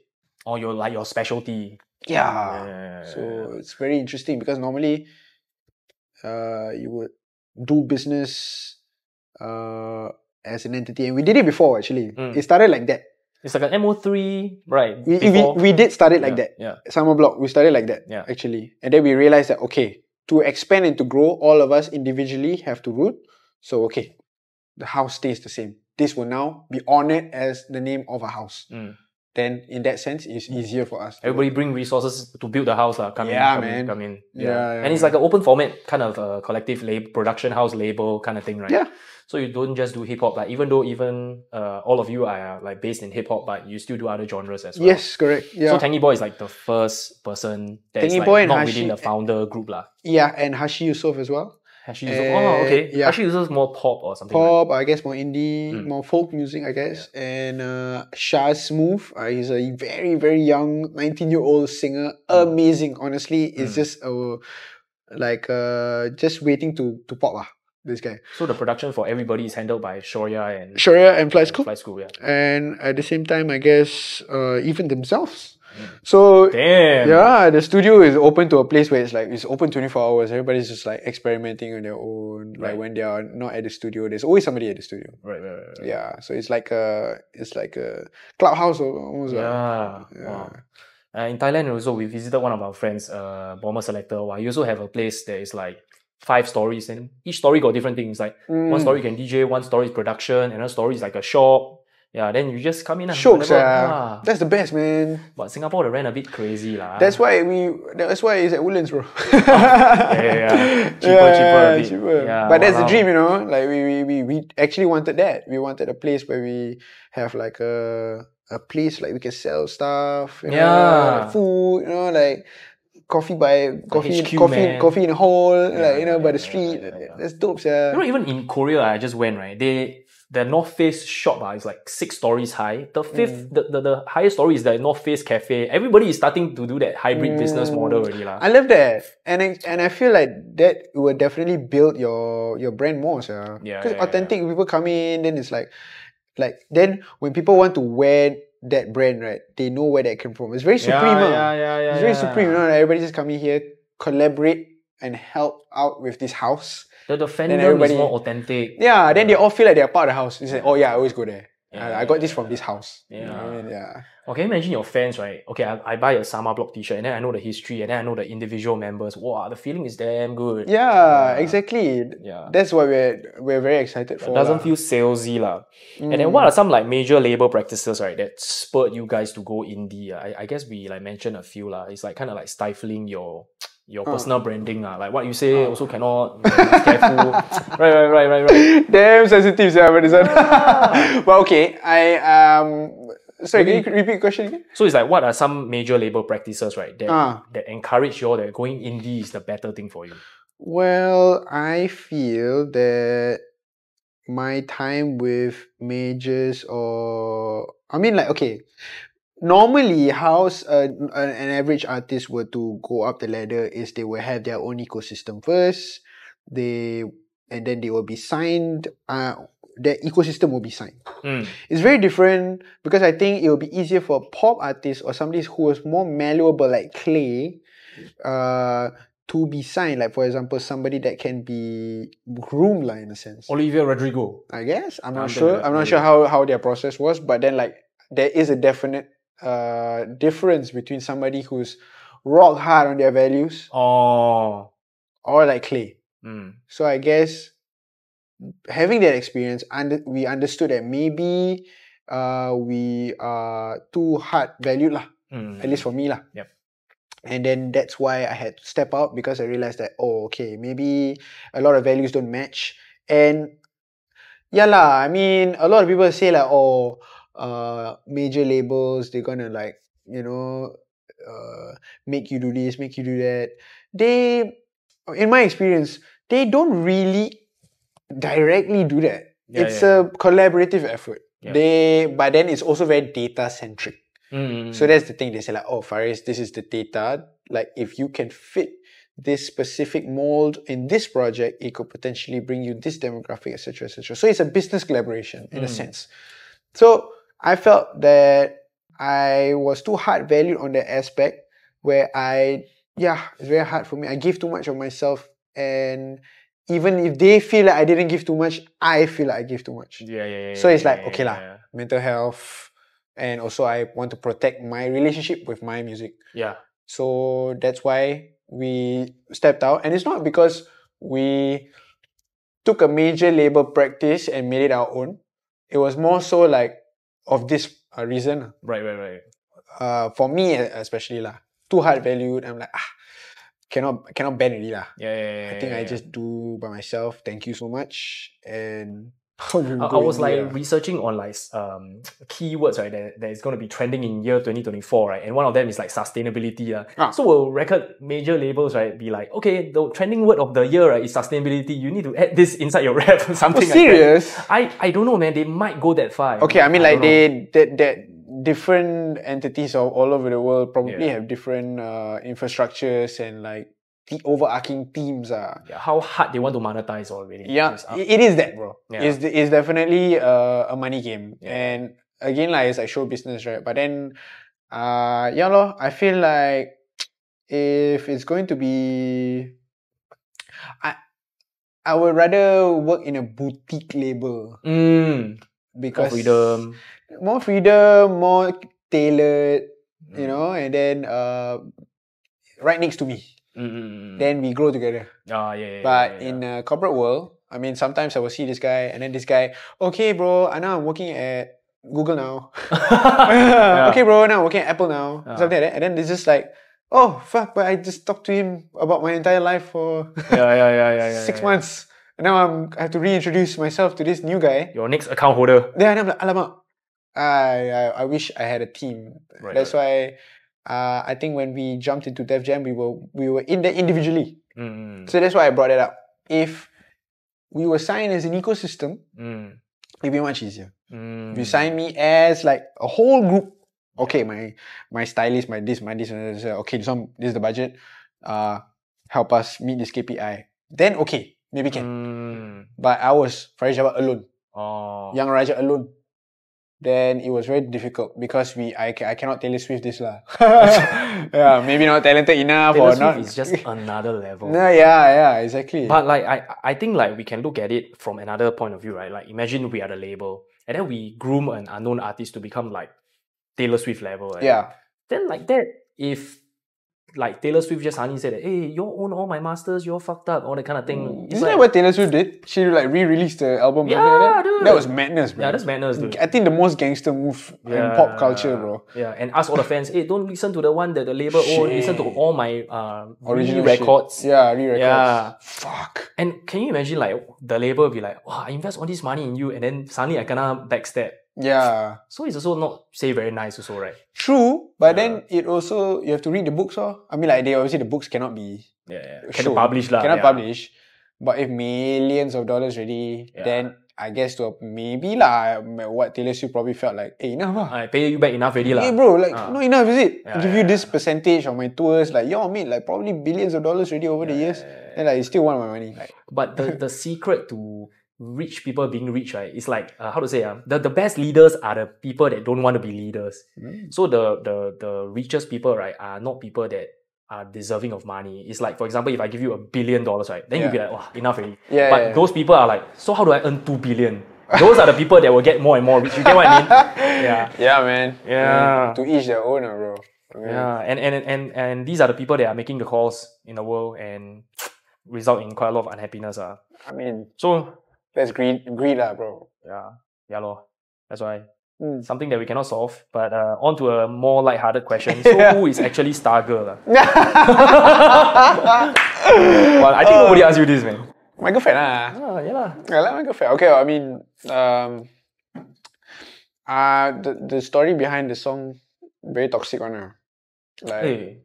I don't want my relationship also not say perfect. No. I mean, in a good way. The toxic in a good way because like I Stargirl because like only I can see her, nobody can see her. Yeah. Only I can look at her, nobody can look at her. Yeah. Only I can think she's attractive. Everybody must think she's ugly. So nothing to do with Starboy lah. Nothing. No, but it's because she loves Lana Del Rey. And then because Lana Del Rey did a song with The Weeknd. Yeah. Called Stargirl. So it was interesting. So I decided, and she loved that collaboration. So I just decided to take that and like surprise her with a song. Like she didn't know that. Damn. That was like an indie release, right?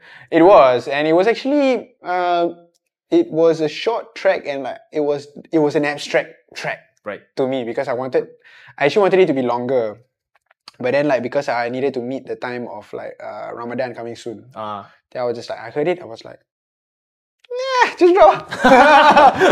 And I know a lot of people, but yo, Fariz, it's not complete. And I was like, I know it's not complete because I was supposed to drop another track, but then that track wasn't mixed properly. So I was like, this is another problem of like dropping too many things at one time. I was like, okay, never mind, I drop this one first.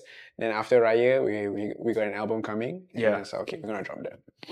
Yeah. So, but what was the inspiration? Like, do you like get the producer to get the beat first, or you write it first, then you get the beat, or? I had the idea first. So I had the lyrics ready because I put Vaganova that portion because Vaganova means it was a ballet school as you love. It's very popular. I think one of the biggest and the most elite ballet schools in the world. So, and she was a ballet dancer for like 12 years. Wow. Yeah. So I wanted to like pay homage to that and just wrote a lyric for her. And then I just told Rhythm, like Sharia. Yep. I was like, yo, I got this toxic toxic concept for a track. Love track. Yeah, and then he was like, huh? And then he said, no, but not ballad. And he said, huh, what do you mean? Then he took some samples, we got some loud ass hypnotic music. It's like, okay, let's get that. And then some night, you know the 40, the Drake producer 40, that yeah. kind of style. So yeah, we took we it's very like do you love me? so we dropped it, we made it, and then I was like, oh damn, she hot, yeah. Then and it was funny because I don't know why I wanted to say YSL. So I keep saying YSL on the hook. Then because it meant Young Sweet Lovin'. Yo. Wow. Damn. But then it was funny because when I made that track, like a couple of days later, YSL actually called me. Huh? The brand, like if you look at the chronology of my Instagram, like you see I do a YSL campaign and then suddenly I'm releasing my song called Stargirl where the lyric is YSL. But it was like you thought sponsored pose, people thought it was a sponsored thing, but then it was not because it's like it was damn strange because it was like suddenly, hey, then I look at my email, yo bro, YSL actually called me, bro. Is this like orchestrated by your manager or no? It's like serendipitous. Serendipitous, bro. I was what just the fuck? I was like, yo, that's funny as hell. I don't know why I say YSL. It's probably maybe because somebody was like already posting about YSL. YSL was dropping something. And you were quite involved in the fashion scene also. Maybe. Ling. Just nice. Wow. Maybe. Wow. But that was like Easter egg. That's damn recent, yeah. Easter egg, bro. I loved it. Dude, all I do is win, man. This guy. Wow, that was fun. Mad, yeah. Okay, so another one, right, that I find this incredulous as well, right, is that people like Jay-Z, how the fuck he rap without writing? So you know there are crazy motherfuckers like this, right? Like Jay-Z, Juice WRLD, Lil Wayne. The recent Lil Wayne, like you don't want that late text to tell you late text. Whoa! And then right, it's like, did I write that? He don't even remember he write that, you know. So I guess that's their superpower. They can rap without writing and they just go into the booth and like freestyle everything. Yeah, bro. Yeah, it's so crazy. what do you think is your superpower? Wow. Wow. Damn. You know, that's like crazy, you know, that's not normal, man. Okay, honestly, right? When I rap, right? Or when I write something, it almost feels like something is giving it to me. It's like... Oh, like come up from nowhere, like. Because people, I don't know, it's like... People when they say like, oh, when you write this, what is going through your head? I don't know, bro. I don't know how to explain because it just feels like fleeting thoughts coming here and there. And then when I'm writing it and putting it in a verse, it's almost these things are being like took like Lego, like Tetris like that. That's how I like visualizing in my head lah. If I were to think of words or stories that align. And most of the time I will see the flow of the story after I write it. Like I won't not during. So when I write it and then what I will do, shout out to my English teacher, Miss Gladys Tan, for telling me to show and not tell. I don't even know what my English teacher name is. What the fuck? I remember her because she kept writing. It's like when you write a composition, and she write the whole... Like what, Sec 2? Whole whiteboard. Yeah, Sec 2. Oh, Sec 2. Yeah, Sec 1 and Sec 2. Then she put, show, not tell. Now I was like, ooh, interesting. So that's why like, when I thought, I was like, okay, Meludak api dia dragon the door, piece of the puzzle, the muzzle bedazzling and stuff. So I saw it down. Meludak api dia dragon the door. So when I wrote that, I don't know what the hell I'm saying. So Meludak the api means like I'm spitting the fire in Malay. They dragging the dove because I thought like they were dragging my piece. Because dragging the dove, so dragon because I'm spitting fire. Wow, double entendre. So double entendre. And I didn't know. You see, that's the thing. I didn't know when I wrote it. So Meludak api the dragon and dove, piece of the puzzle, the muzzle bedazzling the stone. So the muzzle either means like your mask that you're wearing or the muzzle on my gun. Yeah, and it's bedazzled the stone because it's like if I'm being silenced, I will still drip it out and still have a statement. But at the same time, if I have a gun, that also will be like bedazzled in stone. Yes. Yeah, was that bedazzled in stone? I'm never stepping alone, burning the stuff Freddie Jones. So it's like, you know, burning the stuff. But then like Freddie Jones is because that is my alter ego. My super spy alter ego. Because I'm talking about shooting. And then Freddie Jones is also a callback to School of Rock. In the classroom when they're asking them, oh, what instruments do you play? And they say, Freddie, what do you like to do? I don't know, burn stuff. That's what I say, burning the stuff, Freddie Jones. Yeah. I never step in and burning the stuff, Freddie Jones. Bubbly cup, Perignon. Perangai anak sulung. So that means like, now you see how I'm like showing it. So bubbly cup, Perignon. Perangai anak sulung, it means like my behavior like the middle child. So I'm acting like, whatever. Hold on, I'm taking a leak. Guess I might stay for the week, get the Mandarin slides on my feet. I might call it a business retreat. Damn. So it's better than the recap, you know, the lyrics. You know, the yellow background, what's that? Genius. Genius, yeah. Good.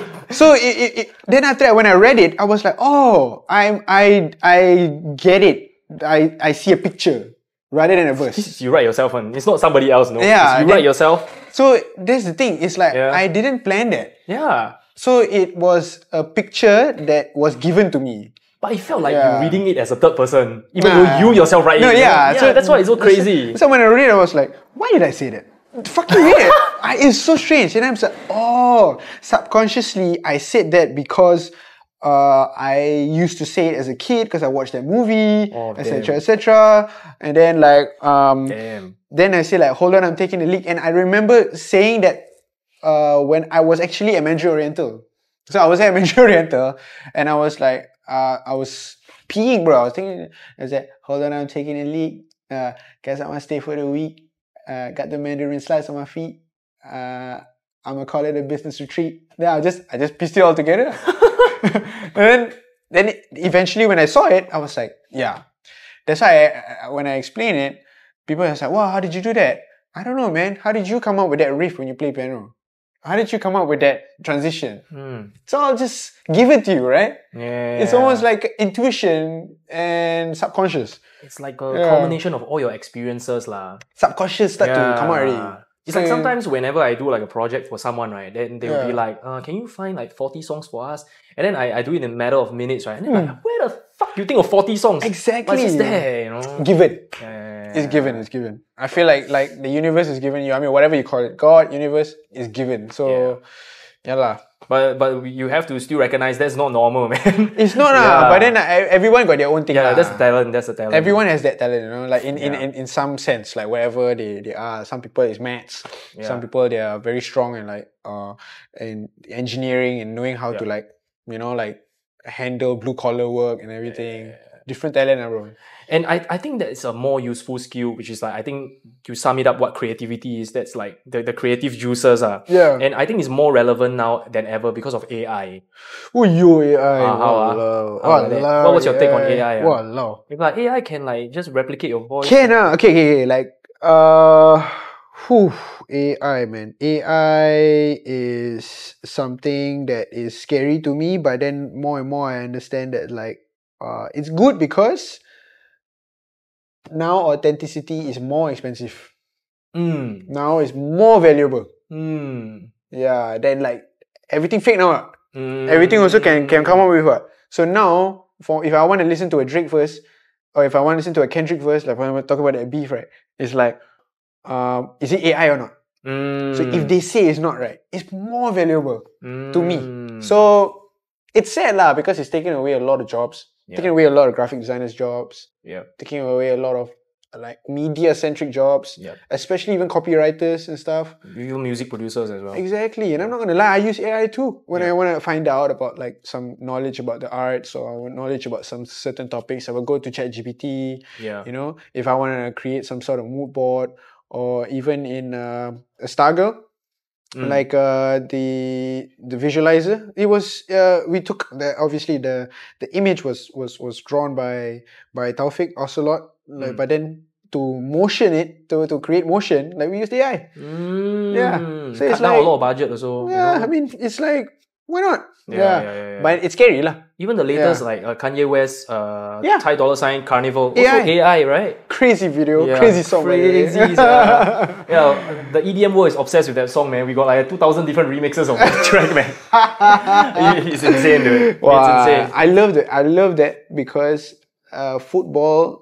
I'm a crazy football fan, and like the fact that football was becoming a craze back into America for I guess first time proper craze, bro, because of Messi. I feel because when Messi went to Inter Miami, and then Speed started. Speed. I show Speed. I show Speed. Fucking crazy. Started doing streams and started like discovering FIFA, and he discovered Ronaldo and the beef between Ronaldo and Messi and and then like because of that, rappers are starting to rap about football, and then I remember that Drake rapped about Messi, and you know what I mean, and then Kanye rapped about Messi as well. Then after that, you start to see the inklings of people drawing back into football, into what's this American hip hop culture, and then you see J. Cole wearing the yellow, if I'm not wrong, it was a PSG jersey in his video with Baris, and then it was all very little, but Kanye took it next level, bro. He got the ultras from Inter Miami of some Italian club, and he got them to actually record their chants, bro. Yeah. And then the video was like football ultras, bro. It's insane. Like he took it another level, bro. And I was like, wow, I'm happy because my two worlds are melding together. Like, yeah. Kanye is such a controversial figure, and oftentimes I'm interviewing like EDM scene people, and they're asking me like, what do I think of Kanye?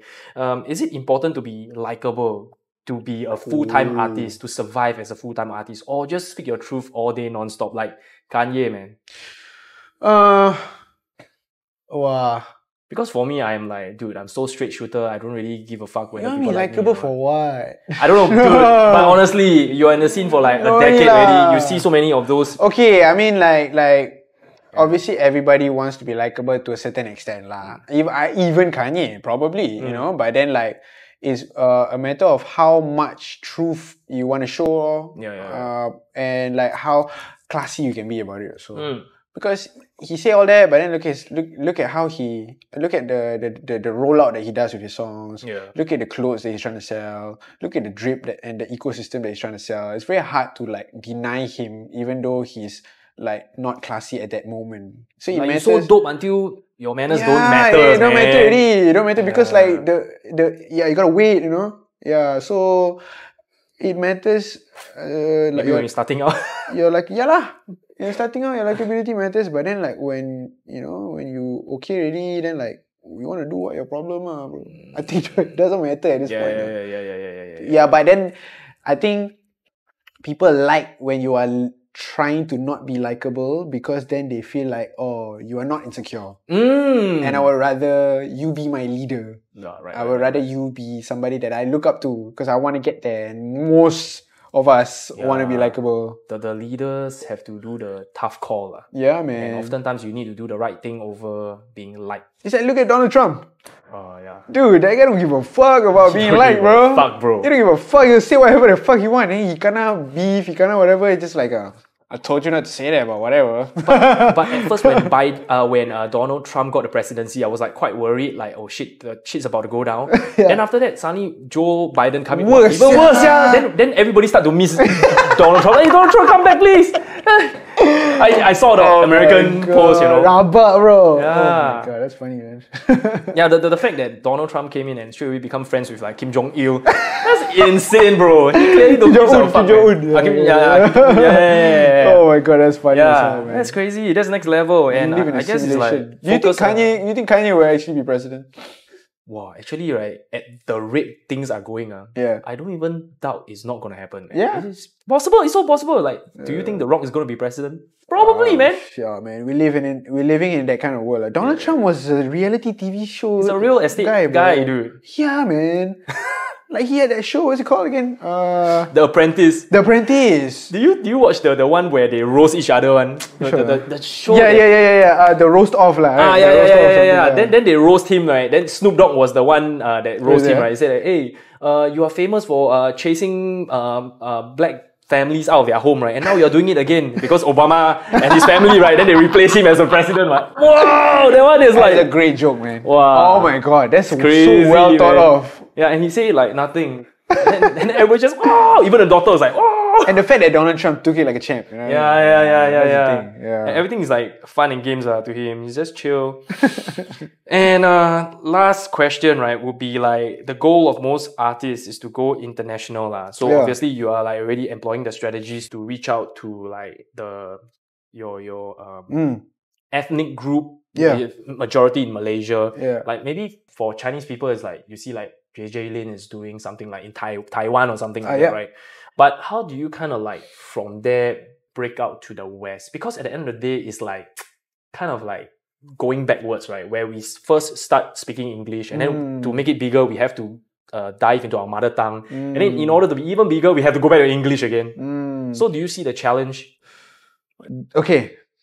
I like this question because I think it's quite a misconception because it feels like the traditional route of somebody to be successful is to make it in the West.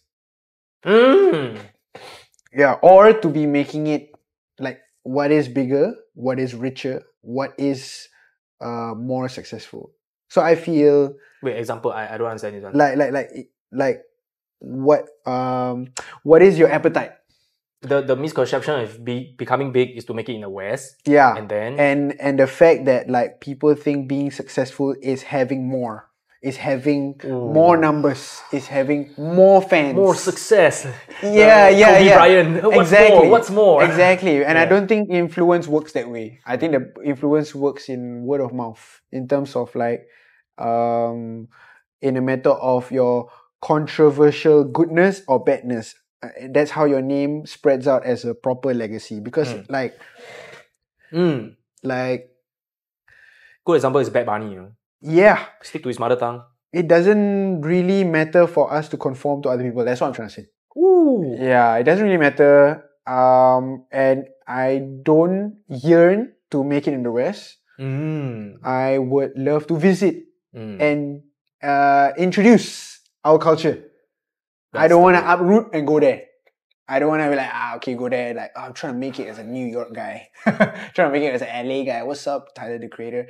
It would be great to do that as a nomad for a second, like few months, go there. But then I want to bring it back home. Like, I never want to uproot my life because I have too much connected here. And to me, this is success.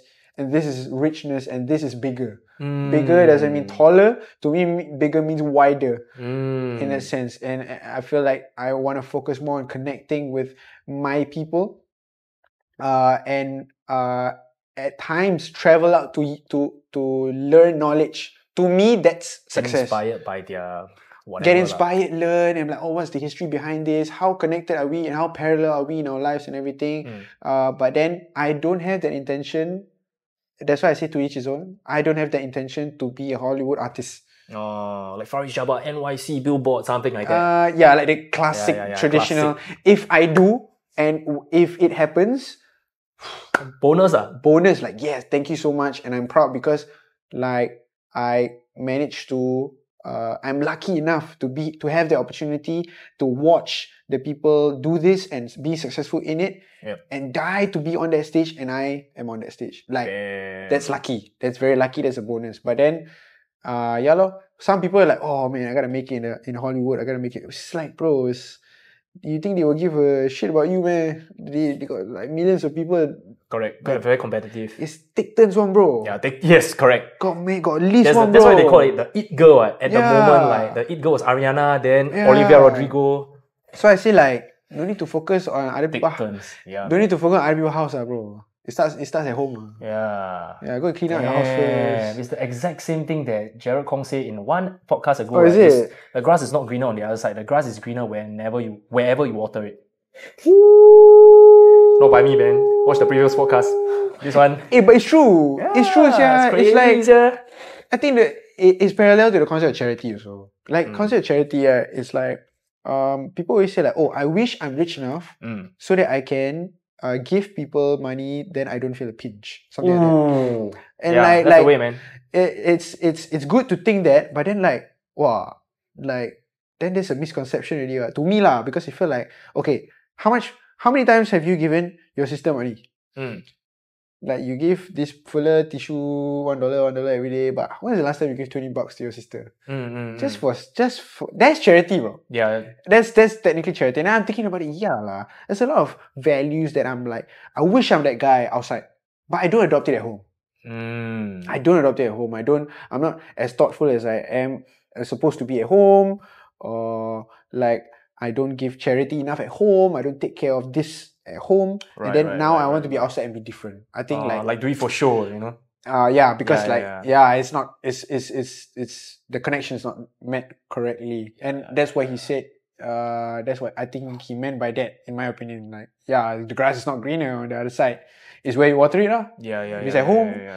You outside want to water other people for what? Water your own garden, bro. It is like when Alicia Keys did a live rendition of Empire State of Mind in the New York City Square, and then Jay-Z just surprised her. And then he's talking about there's a McDonald's off of this street, right? When he grew up, right? It's literally the McDonald's. He's like pointing to the McDonald's that was there. It's like you really like represent your own city. And when they sing it, you can like feel like, oh my god, I grew up like literally walking by this street every day, and then now it's like a concert.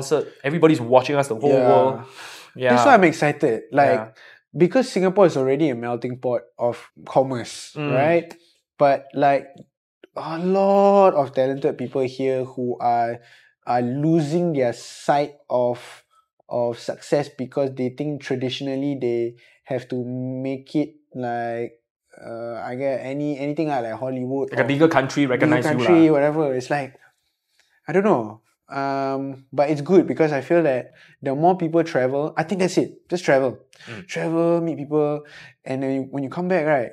Definitely you'll feel like, wow, my house, You know what I mean? Like, I love my house. I want to take care of my house. Because I go there and see, they don't have sambal, bro. They don't have this, bro. I want to come back and take care of my family, take care of my house. Then when people come here, and they say, please, welcome, like, this is my kampong, you know what I mean? Singapore is like so much safer and a better place than a lot of the so-called places that everybody want to go lah.